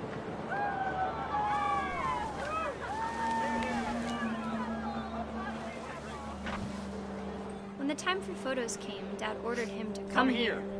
But Gus declined, and as a sign held up his middle finger. Oh. The wind picked up, and panicked geese appeared and quickly went. But all the humans did that day was go inside the tent.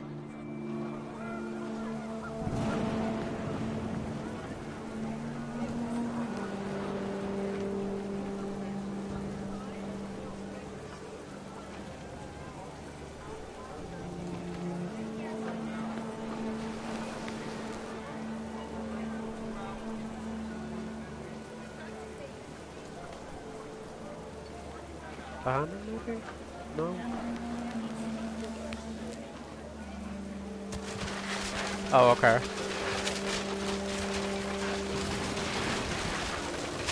The rain came down in buckets then, but no one seemed afraid that nature might destroy the tent our dad had crudely made.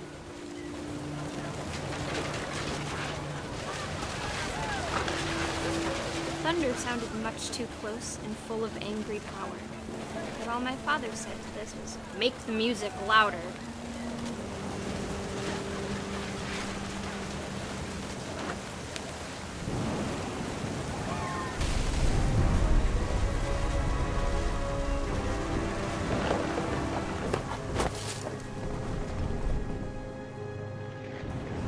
I wish that I could truly say I thought about you on that day. Out there on the beach alone, just you, the wind, the sea, and foam. But I didn't, until we found you.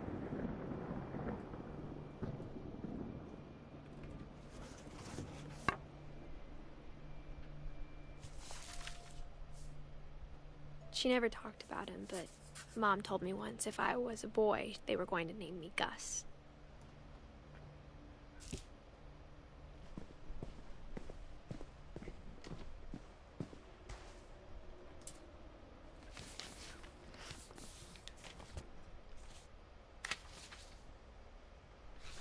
Dear Kay, do you remember the way Gregory used to laugh when he thought he was alone? Like something funny was happening, but only he could see it.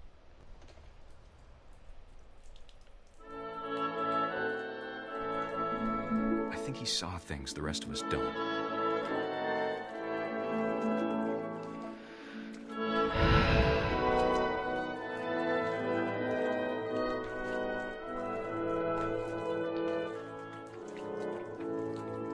I don't like this. Oh, I can knock the letters off?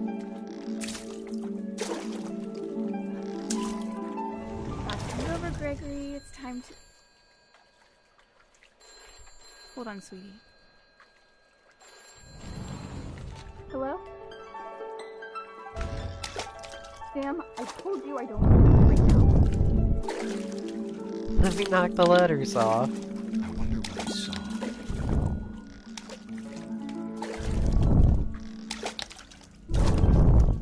What his world was like.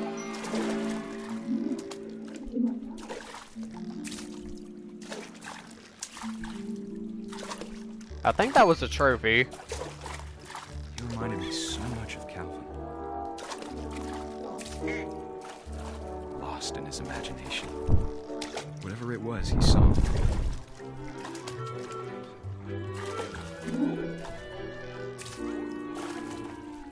It sure made him happy.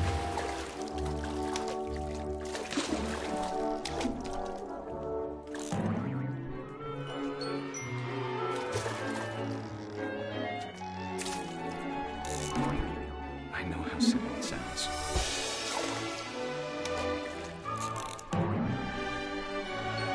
But I worried about a baby being too happy. I could feel him slipping away. Sorry about that, Gregory. I know you did everything you could. Maybe if I hadn't called that night.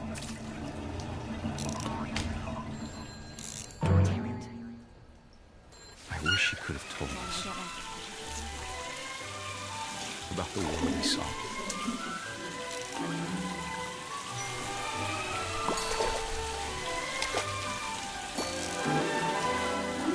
There's so much I don't understand about Gregory, about everything.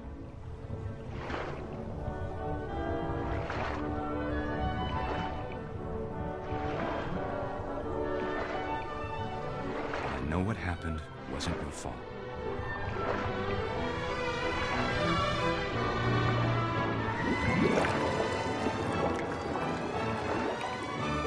I'm sure he's happy.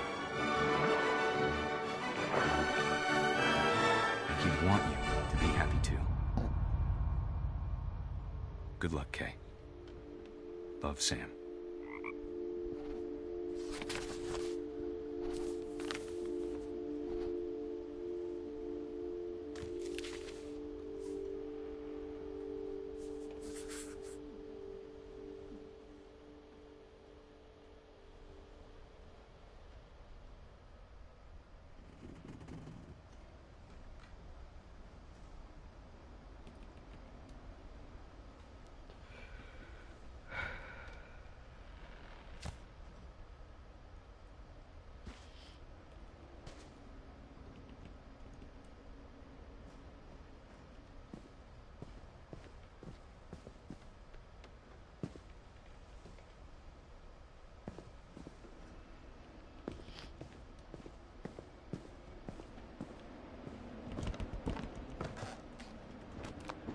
My mom moved up to the loft after her brothers died.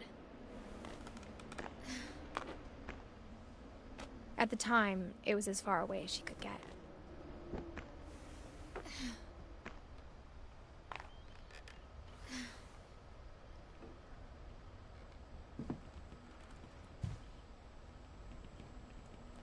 Religion was another thing my mom never talked about, but I think it helped her a lot after her dad died. She had a little incense thing too.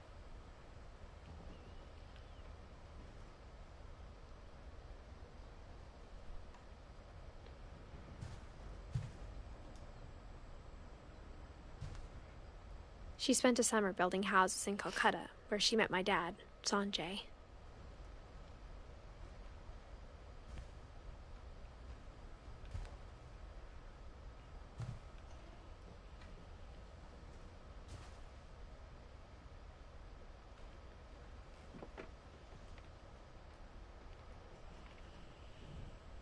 My mom moved to India a week after graduation and got a job teaching English. Louis was born a year later.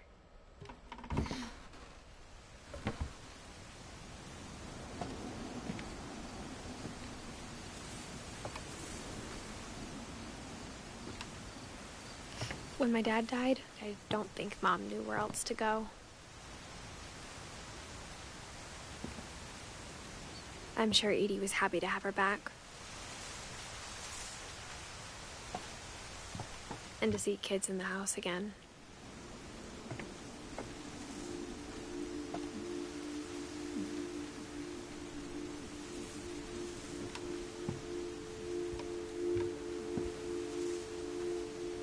The house had to get a little bigger, but Edie was used to that.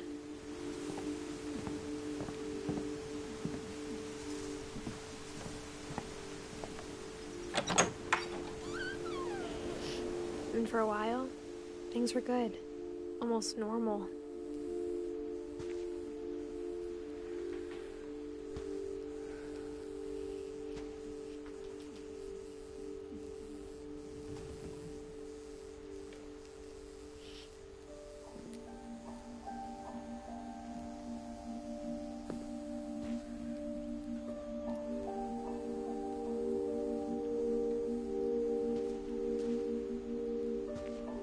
But it didn't last.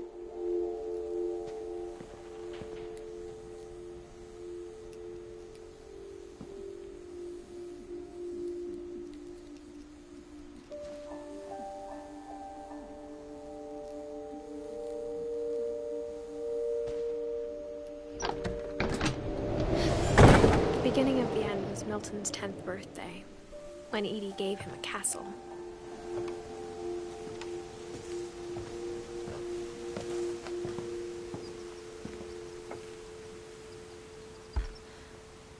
After Milton disappeared, the only thing he left behind was a room full of paintings.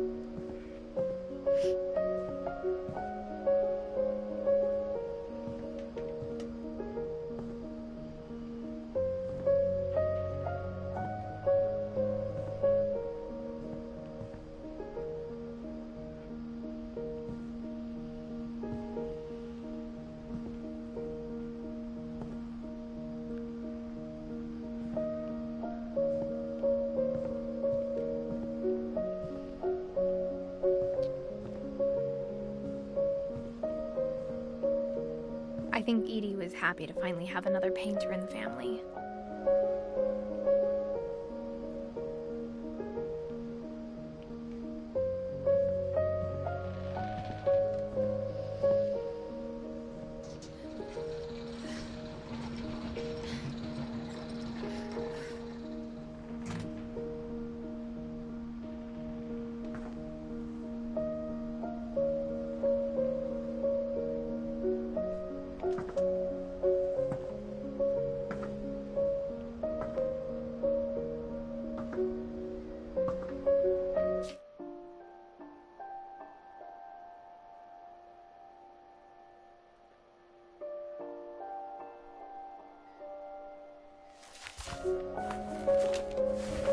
Milton Finch in The Magic Paintbrush.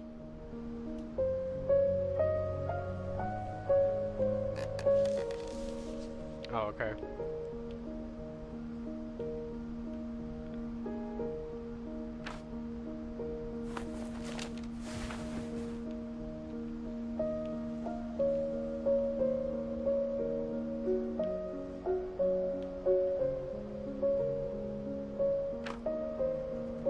No, open the shit. Open it.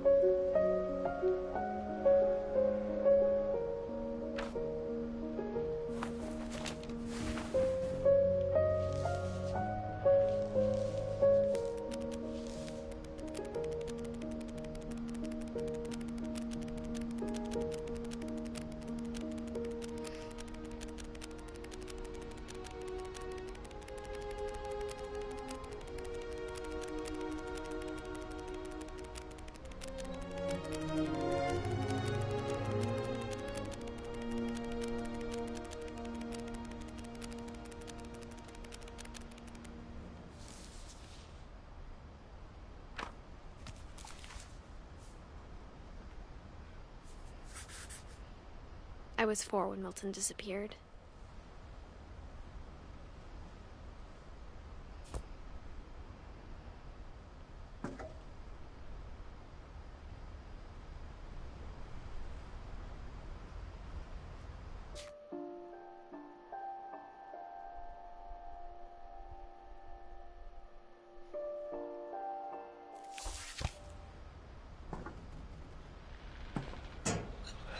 Mom spent months searching for my brother. Then she sealed the doors.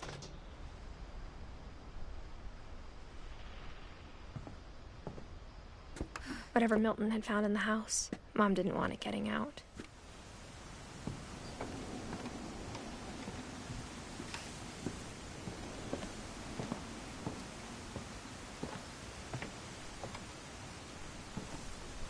Mom definitely blamed Edie, but I think Louis blamed himself.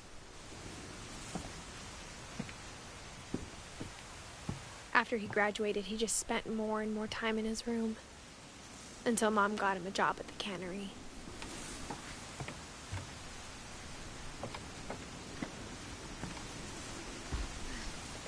Everyone always told me to stay out of Louis's room, except Louis.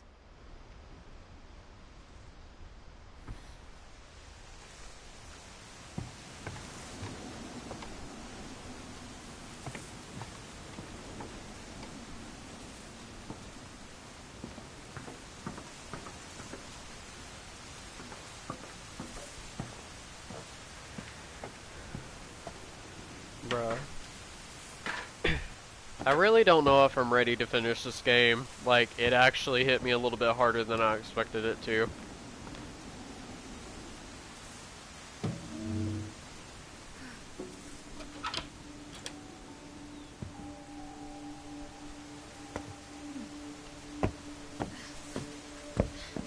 Louis's room smelled very, very familiar. That part of him lived on. No, don't go back out. I just turned the camera around. I wasn't either. Like, I knew it was going to be kind of fucked up, but... wow. Just wow. Louis and I spent a lot of time playing games together, but he was surprisingly bad at them. He died a lot. Same. Hey, I like his setup though.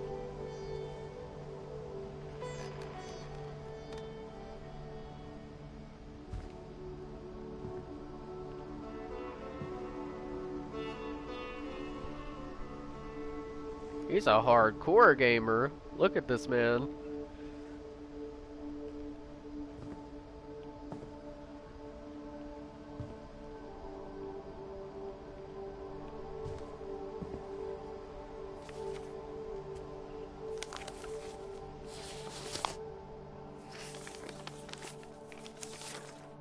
Dear Mrs. Finch, as Louis's psychiatrist, I can understand your desire for an explanation. As I see it, the trouble began in January, Shortly after we convinced your son to seek treatment for substance abuse. Newly sober, I believe Lewis first noticed the monotony of his daily life.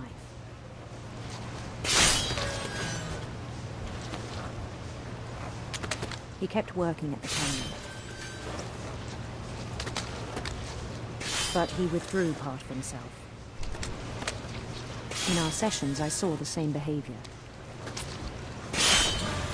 His mind began to wander.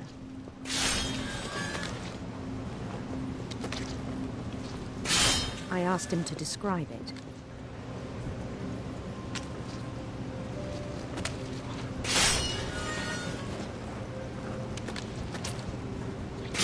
He said he started small.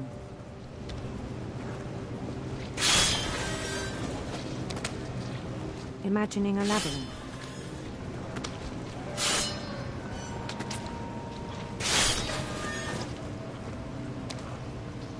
He'd feel his way about.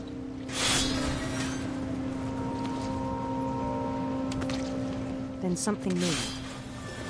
Bats. And toads.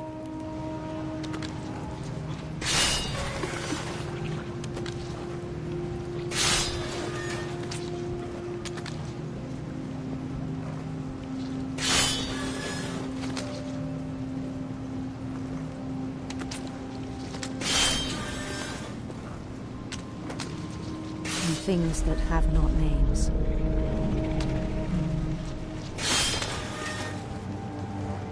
He knew it was all in his head.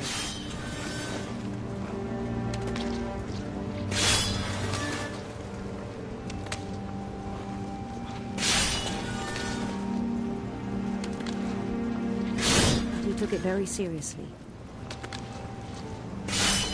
I had hoped he'd find himself.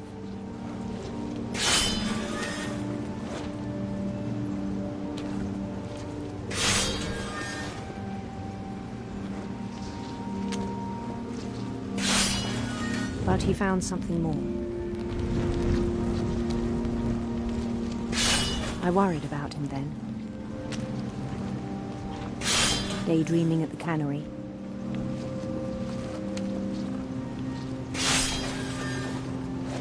I spoke with his boss. But he said Lewis had become a model employee.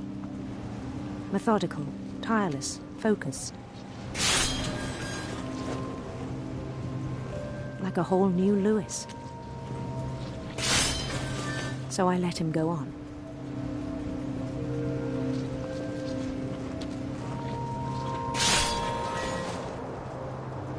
I even encouraged him. It seemed very promising at first.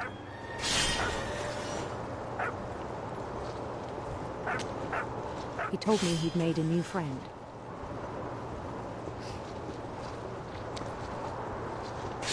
On the edge of a city he named Lewis Topia. He built the city up slowly, brick by brick. Then he made musicians.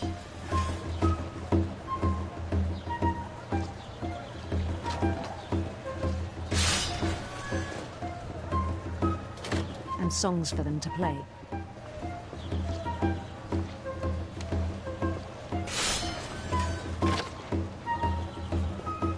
He talked about starting a band.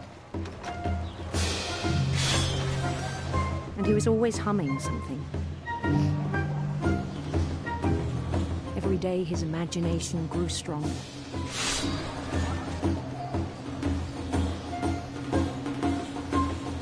He no longer spoke at the cannery. But his chopping was as reliable as ever. Then one day it struck him. At all the cheering crowds, even the stones under his feet, were all in his imagination. So he could do whatever he wished.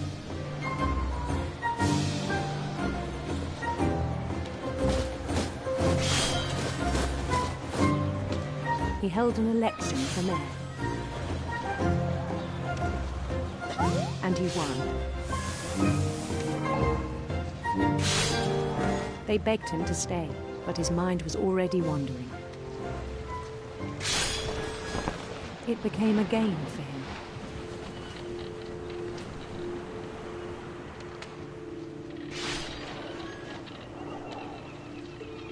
He'd conquer a city, then immediately push on. New Louisville.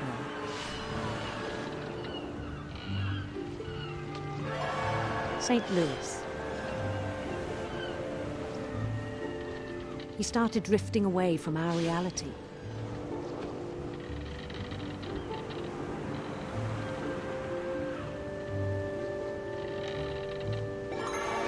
Minneapolis, until one day he forgot to go home from the cannery.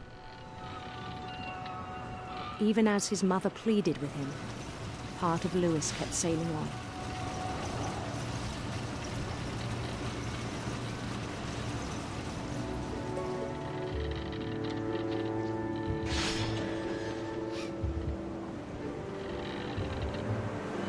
In Louisburg, he heard rumors of a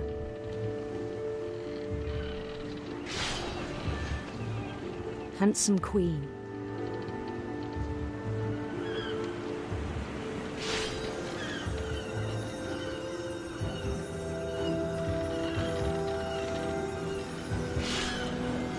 The queen was on her own quest for sinister serpents.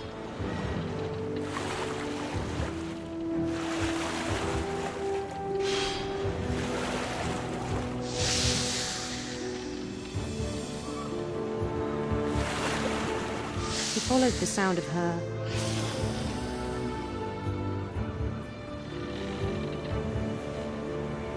electric sitar.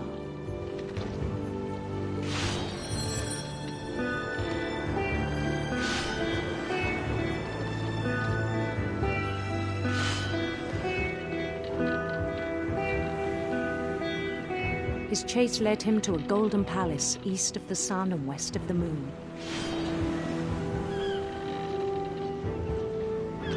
Even then, his logic remained sound.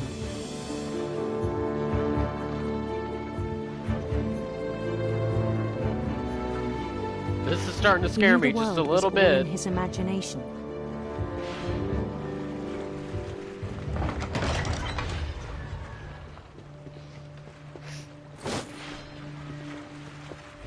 But he was so proud of having created it.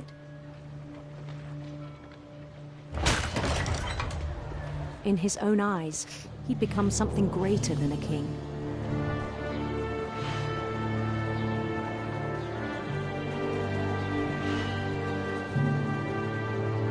For someone who'd never known success in the real world, I think it was overwhelming. And then it struck him that the real Louis was not the one chopping salmon, but the one climbing the steps of a golden palace.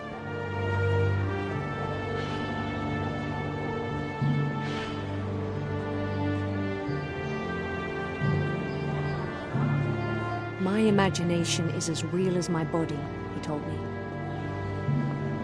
It was hard to argue with him.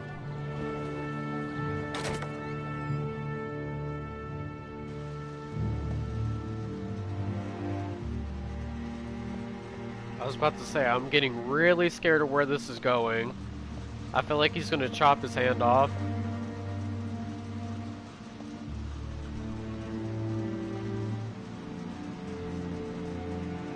Yeah, I had to control the fish hand and that. Like, it was getting kinda, yeah. Which, I mean, I could have just stopped, but I was, like, trying to make a game of it to see if I could, like, keep doing it while progressing. It was kinda, like, a lot at first, but then it got easier. But, yeah, I got terrified when I saw the cannery. I'm like, man, he's about to chop his fucking hand off. That's how it starts. Hey. He began to forget the world we know.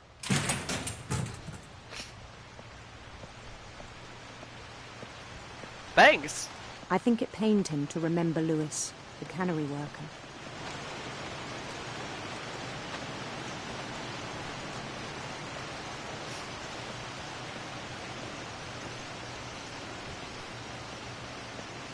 He began to despise the man with a royal contempt.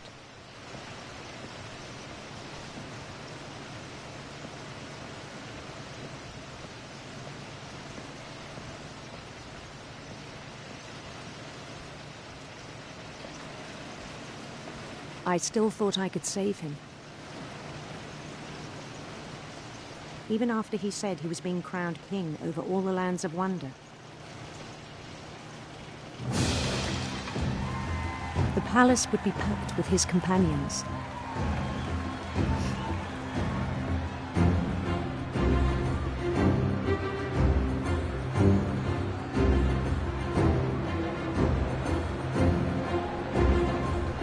Including the wise Calico who'd insisted on advising him.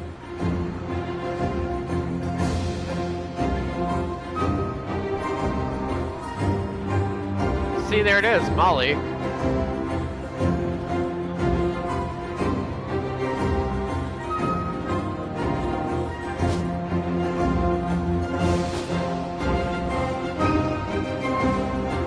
His queen waited, holding his crown.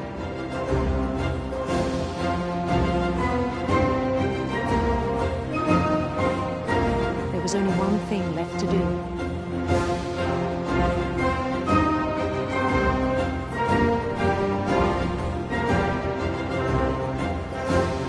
Bend down his head.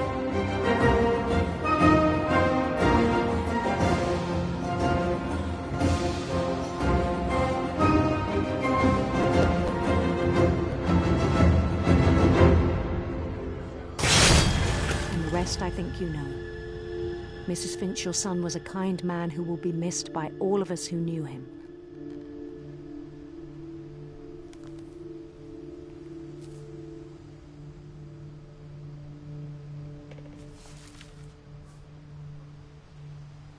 My brother was really cool. I wish you could have met him.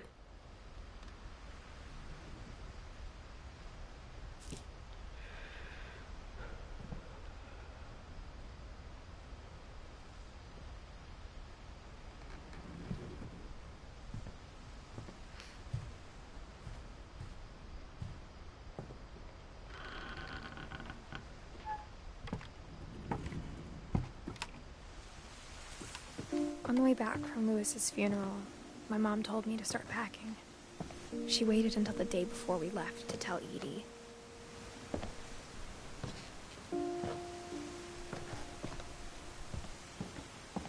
I'm not sure if she wanted to make it easier or harder.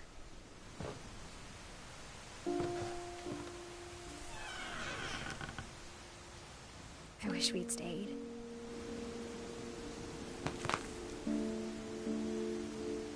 But I understand why we left.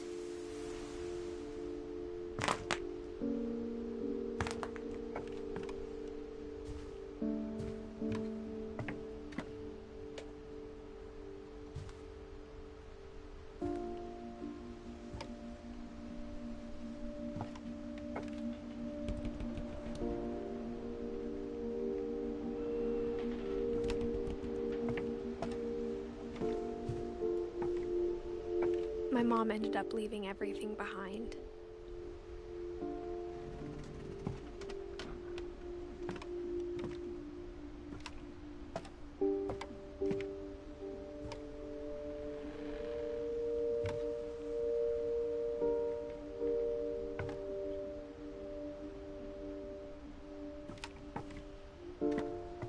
What happened that night had been coming for a long time. Maybe it should have come sooner.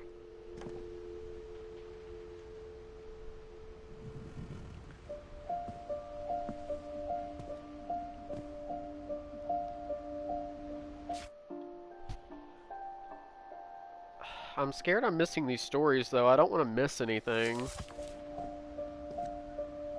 But there was, like, nothing down there.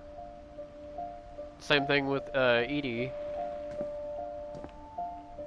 Unless I'm tripping, unless I'm missing something. I really don't want to miss anything, though. Like, this is one of those games where, like, comments are so important. For, like, context on shit.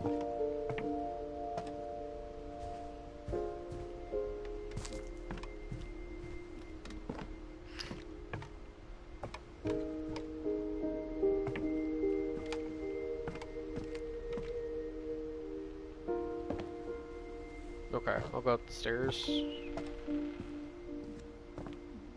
Yeah, we already passed Edie's room, and now we've passed Dawn's room twice, because that was her mom's room down there, and then we passed her room when she was like younger.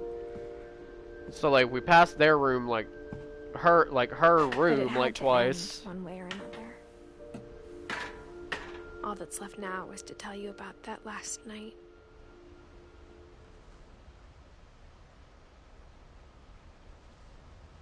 See, I think I missed the two of them.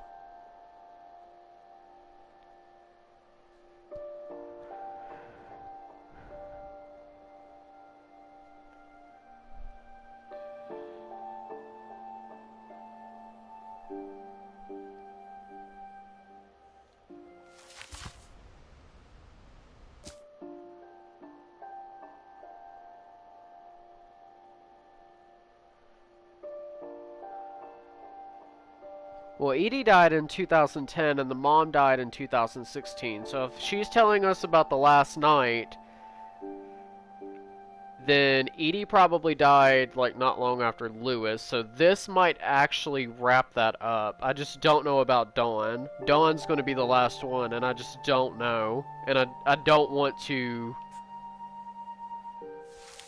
I really don't want to like miss anything.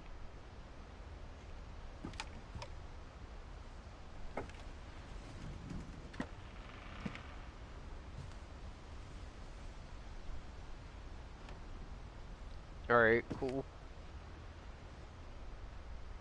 Newspaper house. Or, well, whatever it's called. Fuck.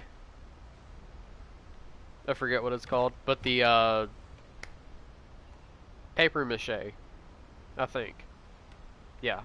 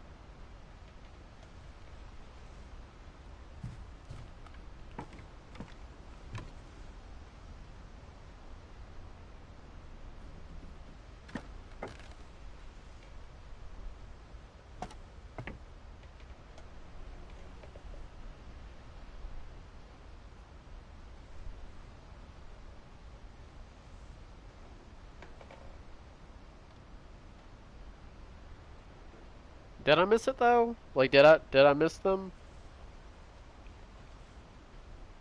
Like, that's a good thing to know, but like, did I already like walk past like Edie and Dawn's?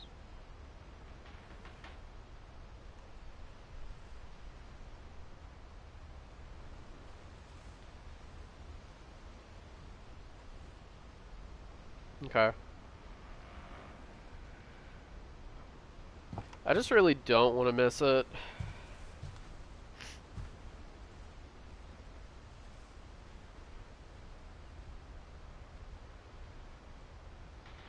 I think Edith's room is my favorite, even though this gives me so much anxiety because of how high up she is.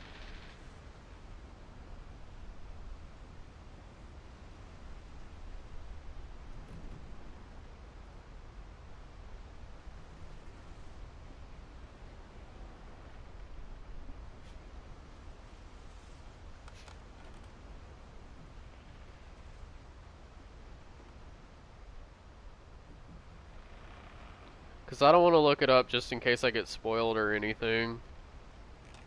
Because I want to keep it as spoiler free as possible.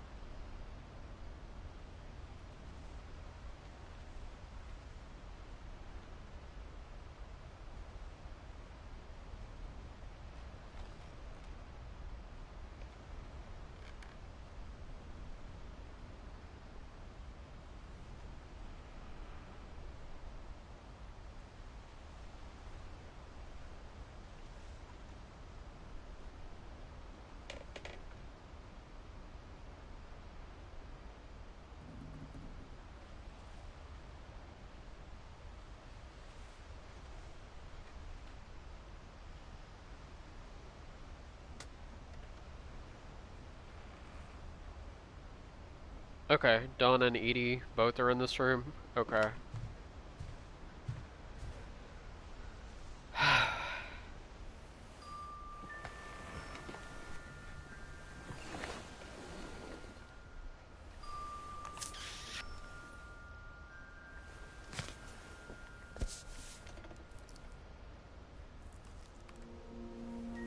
That whole last day, Edie just watched us pack and didn't say a word.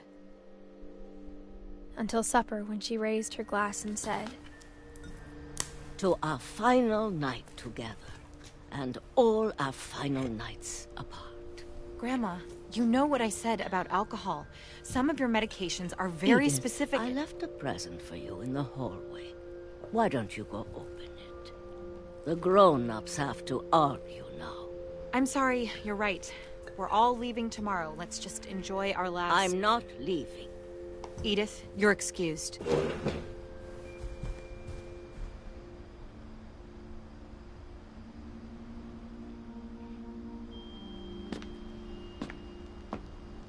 The power had been shut off that morning, but Edie always had plenty of candles. When my mom sealed the library, I don't think she knew about the other entrance. Or that Edie had a key to it.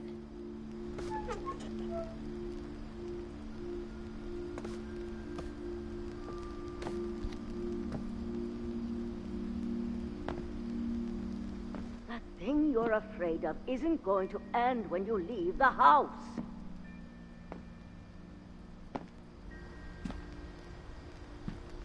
Edith has a right to know these stories.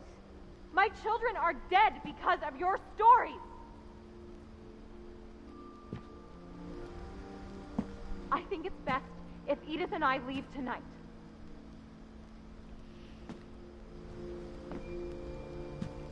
We'll have the nursing home send a van for you in the morning, okay?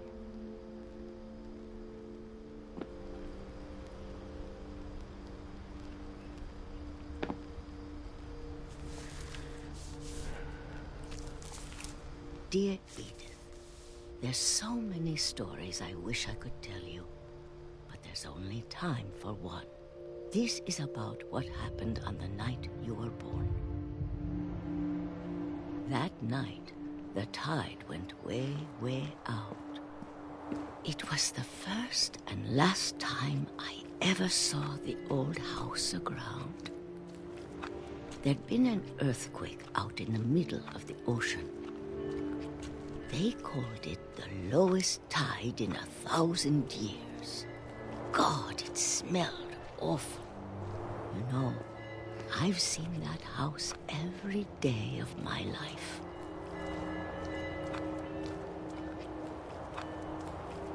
But I never thought I'd go back to it. When the fog rolled in, I lost my way.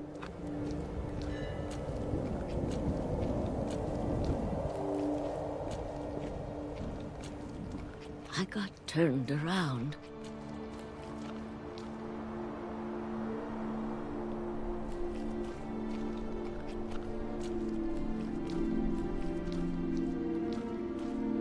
I started seeing things.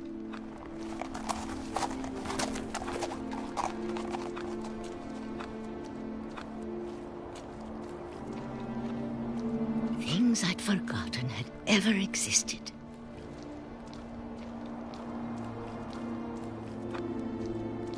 When I saw them, they felt like old friends. That night, a lot of things came back to me. Or maybe I came back to them.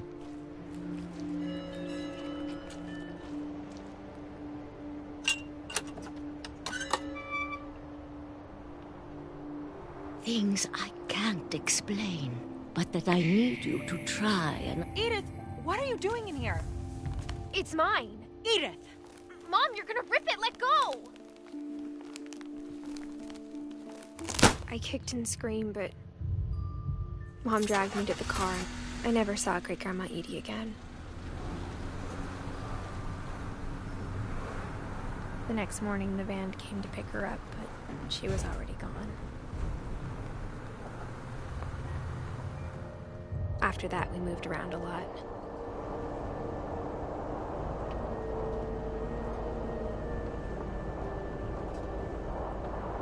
We both tried to make the best of it.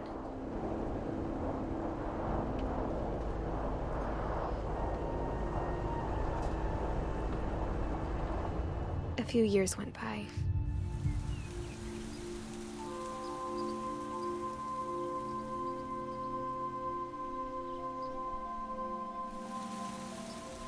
My mom didn't like to talk about it.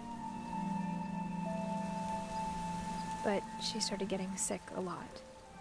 The rest happened pretty quickly. She got better for a while, and then she didn't.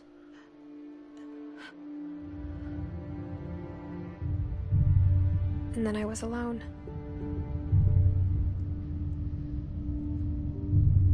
The last Finch left alive.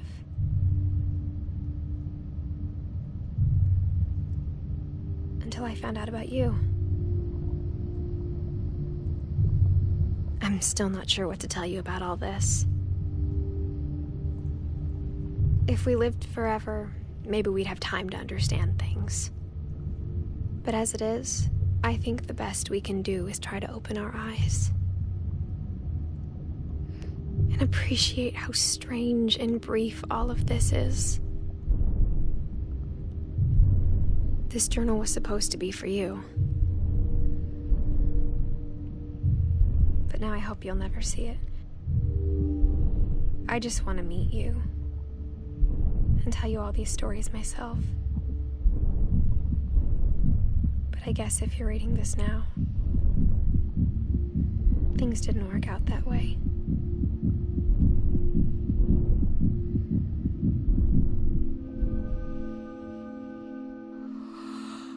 This is where your story begins. I'm sorry I won't be there to see it. It's a lot to ask, but I don't want you to be sad that I'm gone. I want you to be amazed that any of us ever had a chance to be here at all. Good luck.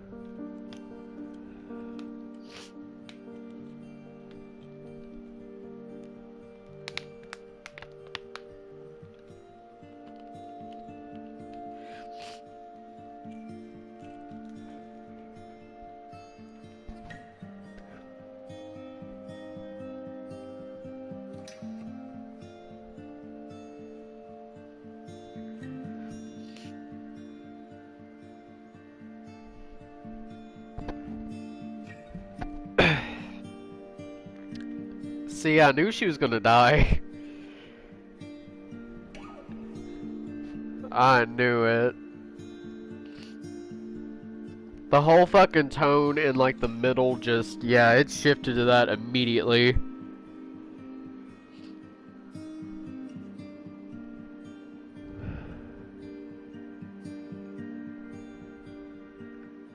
So then she died giving birth, I guess. That is so fucking sad, dude.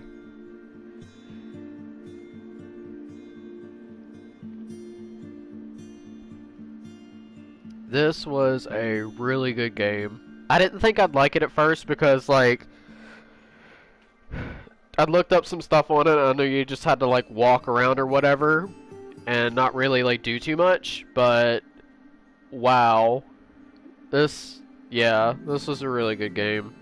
I'm kind of glad I played it now. But wow, that was fucking sad.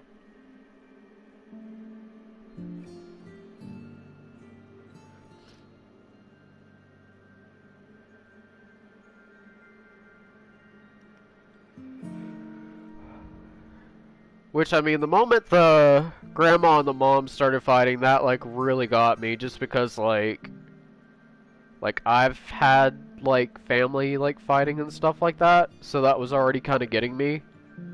And then,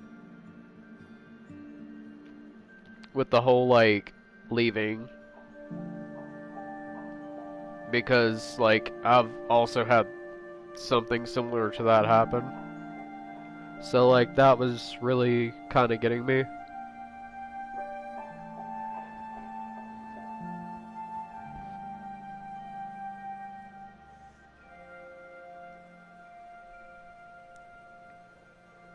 That got me a lot, but the way she was, like, doing the journal, and, like, I knew it was, like, I was getting the hint that it's, like, whoever was getting born, and then it's, like, the more I heard the heartbeat and the way she was, like, doing it, like, I knew. I was like, she's...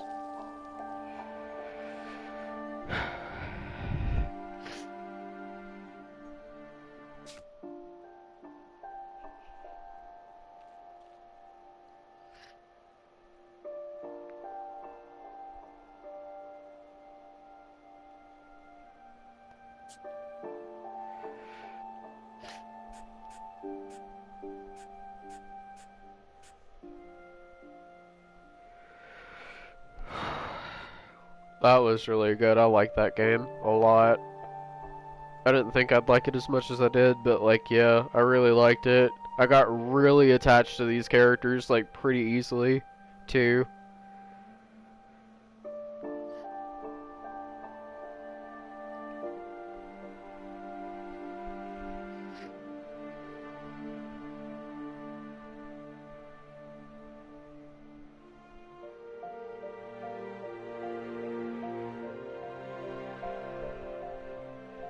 Yeah, it really is.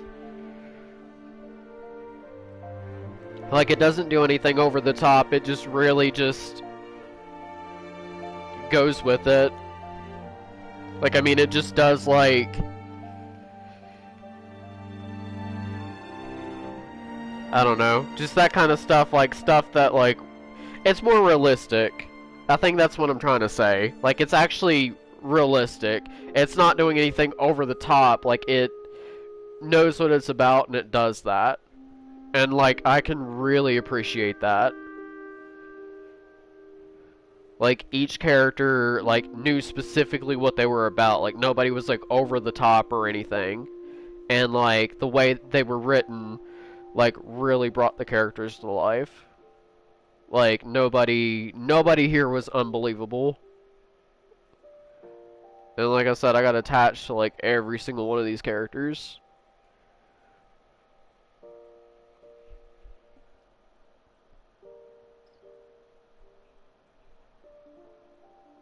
Yeah, I'll have to play it. Like, I've heard it's really good. I never watched it all the way through, was the thing, though. I'd only seen bits and pieces when it was, like, really popular and, like, everybody was playing it. But, yeah, I'll have to, like, play that, too. Wow.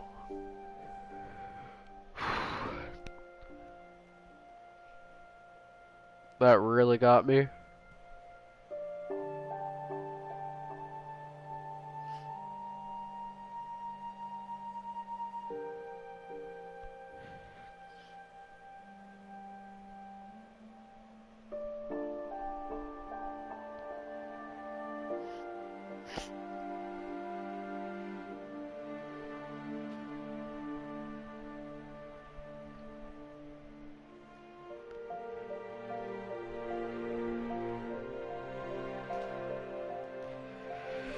Okay, well, I do believe on that note I'm gonna wrap up the stream because wow.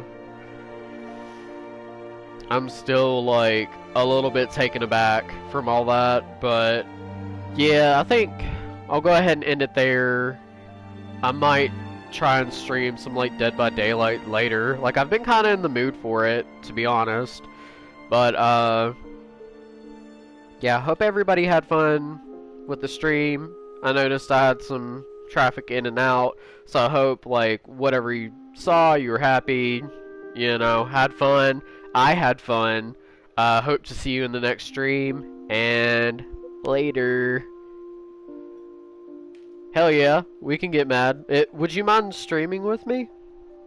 If that's okay? I'm really in a mood for that. Like, I haven't streamed since well before the Freddy rework. I think last time I streamed was with a little bit after Ghostface's release.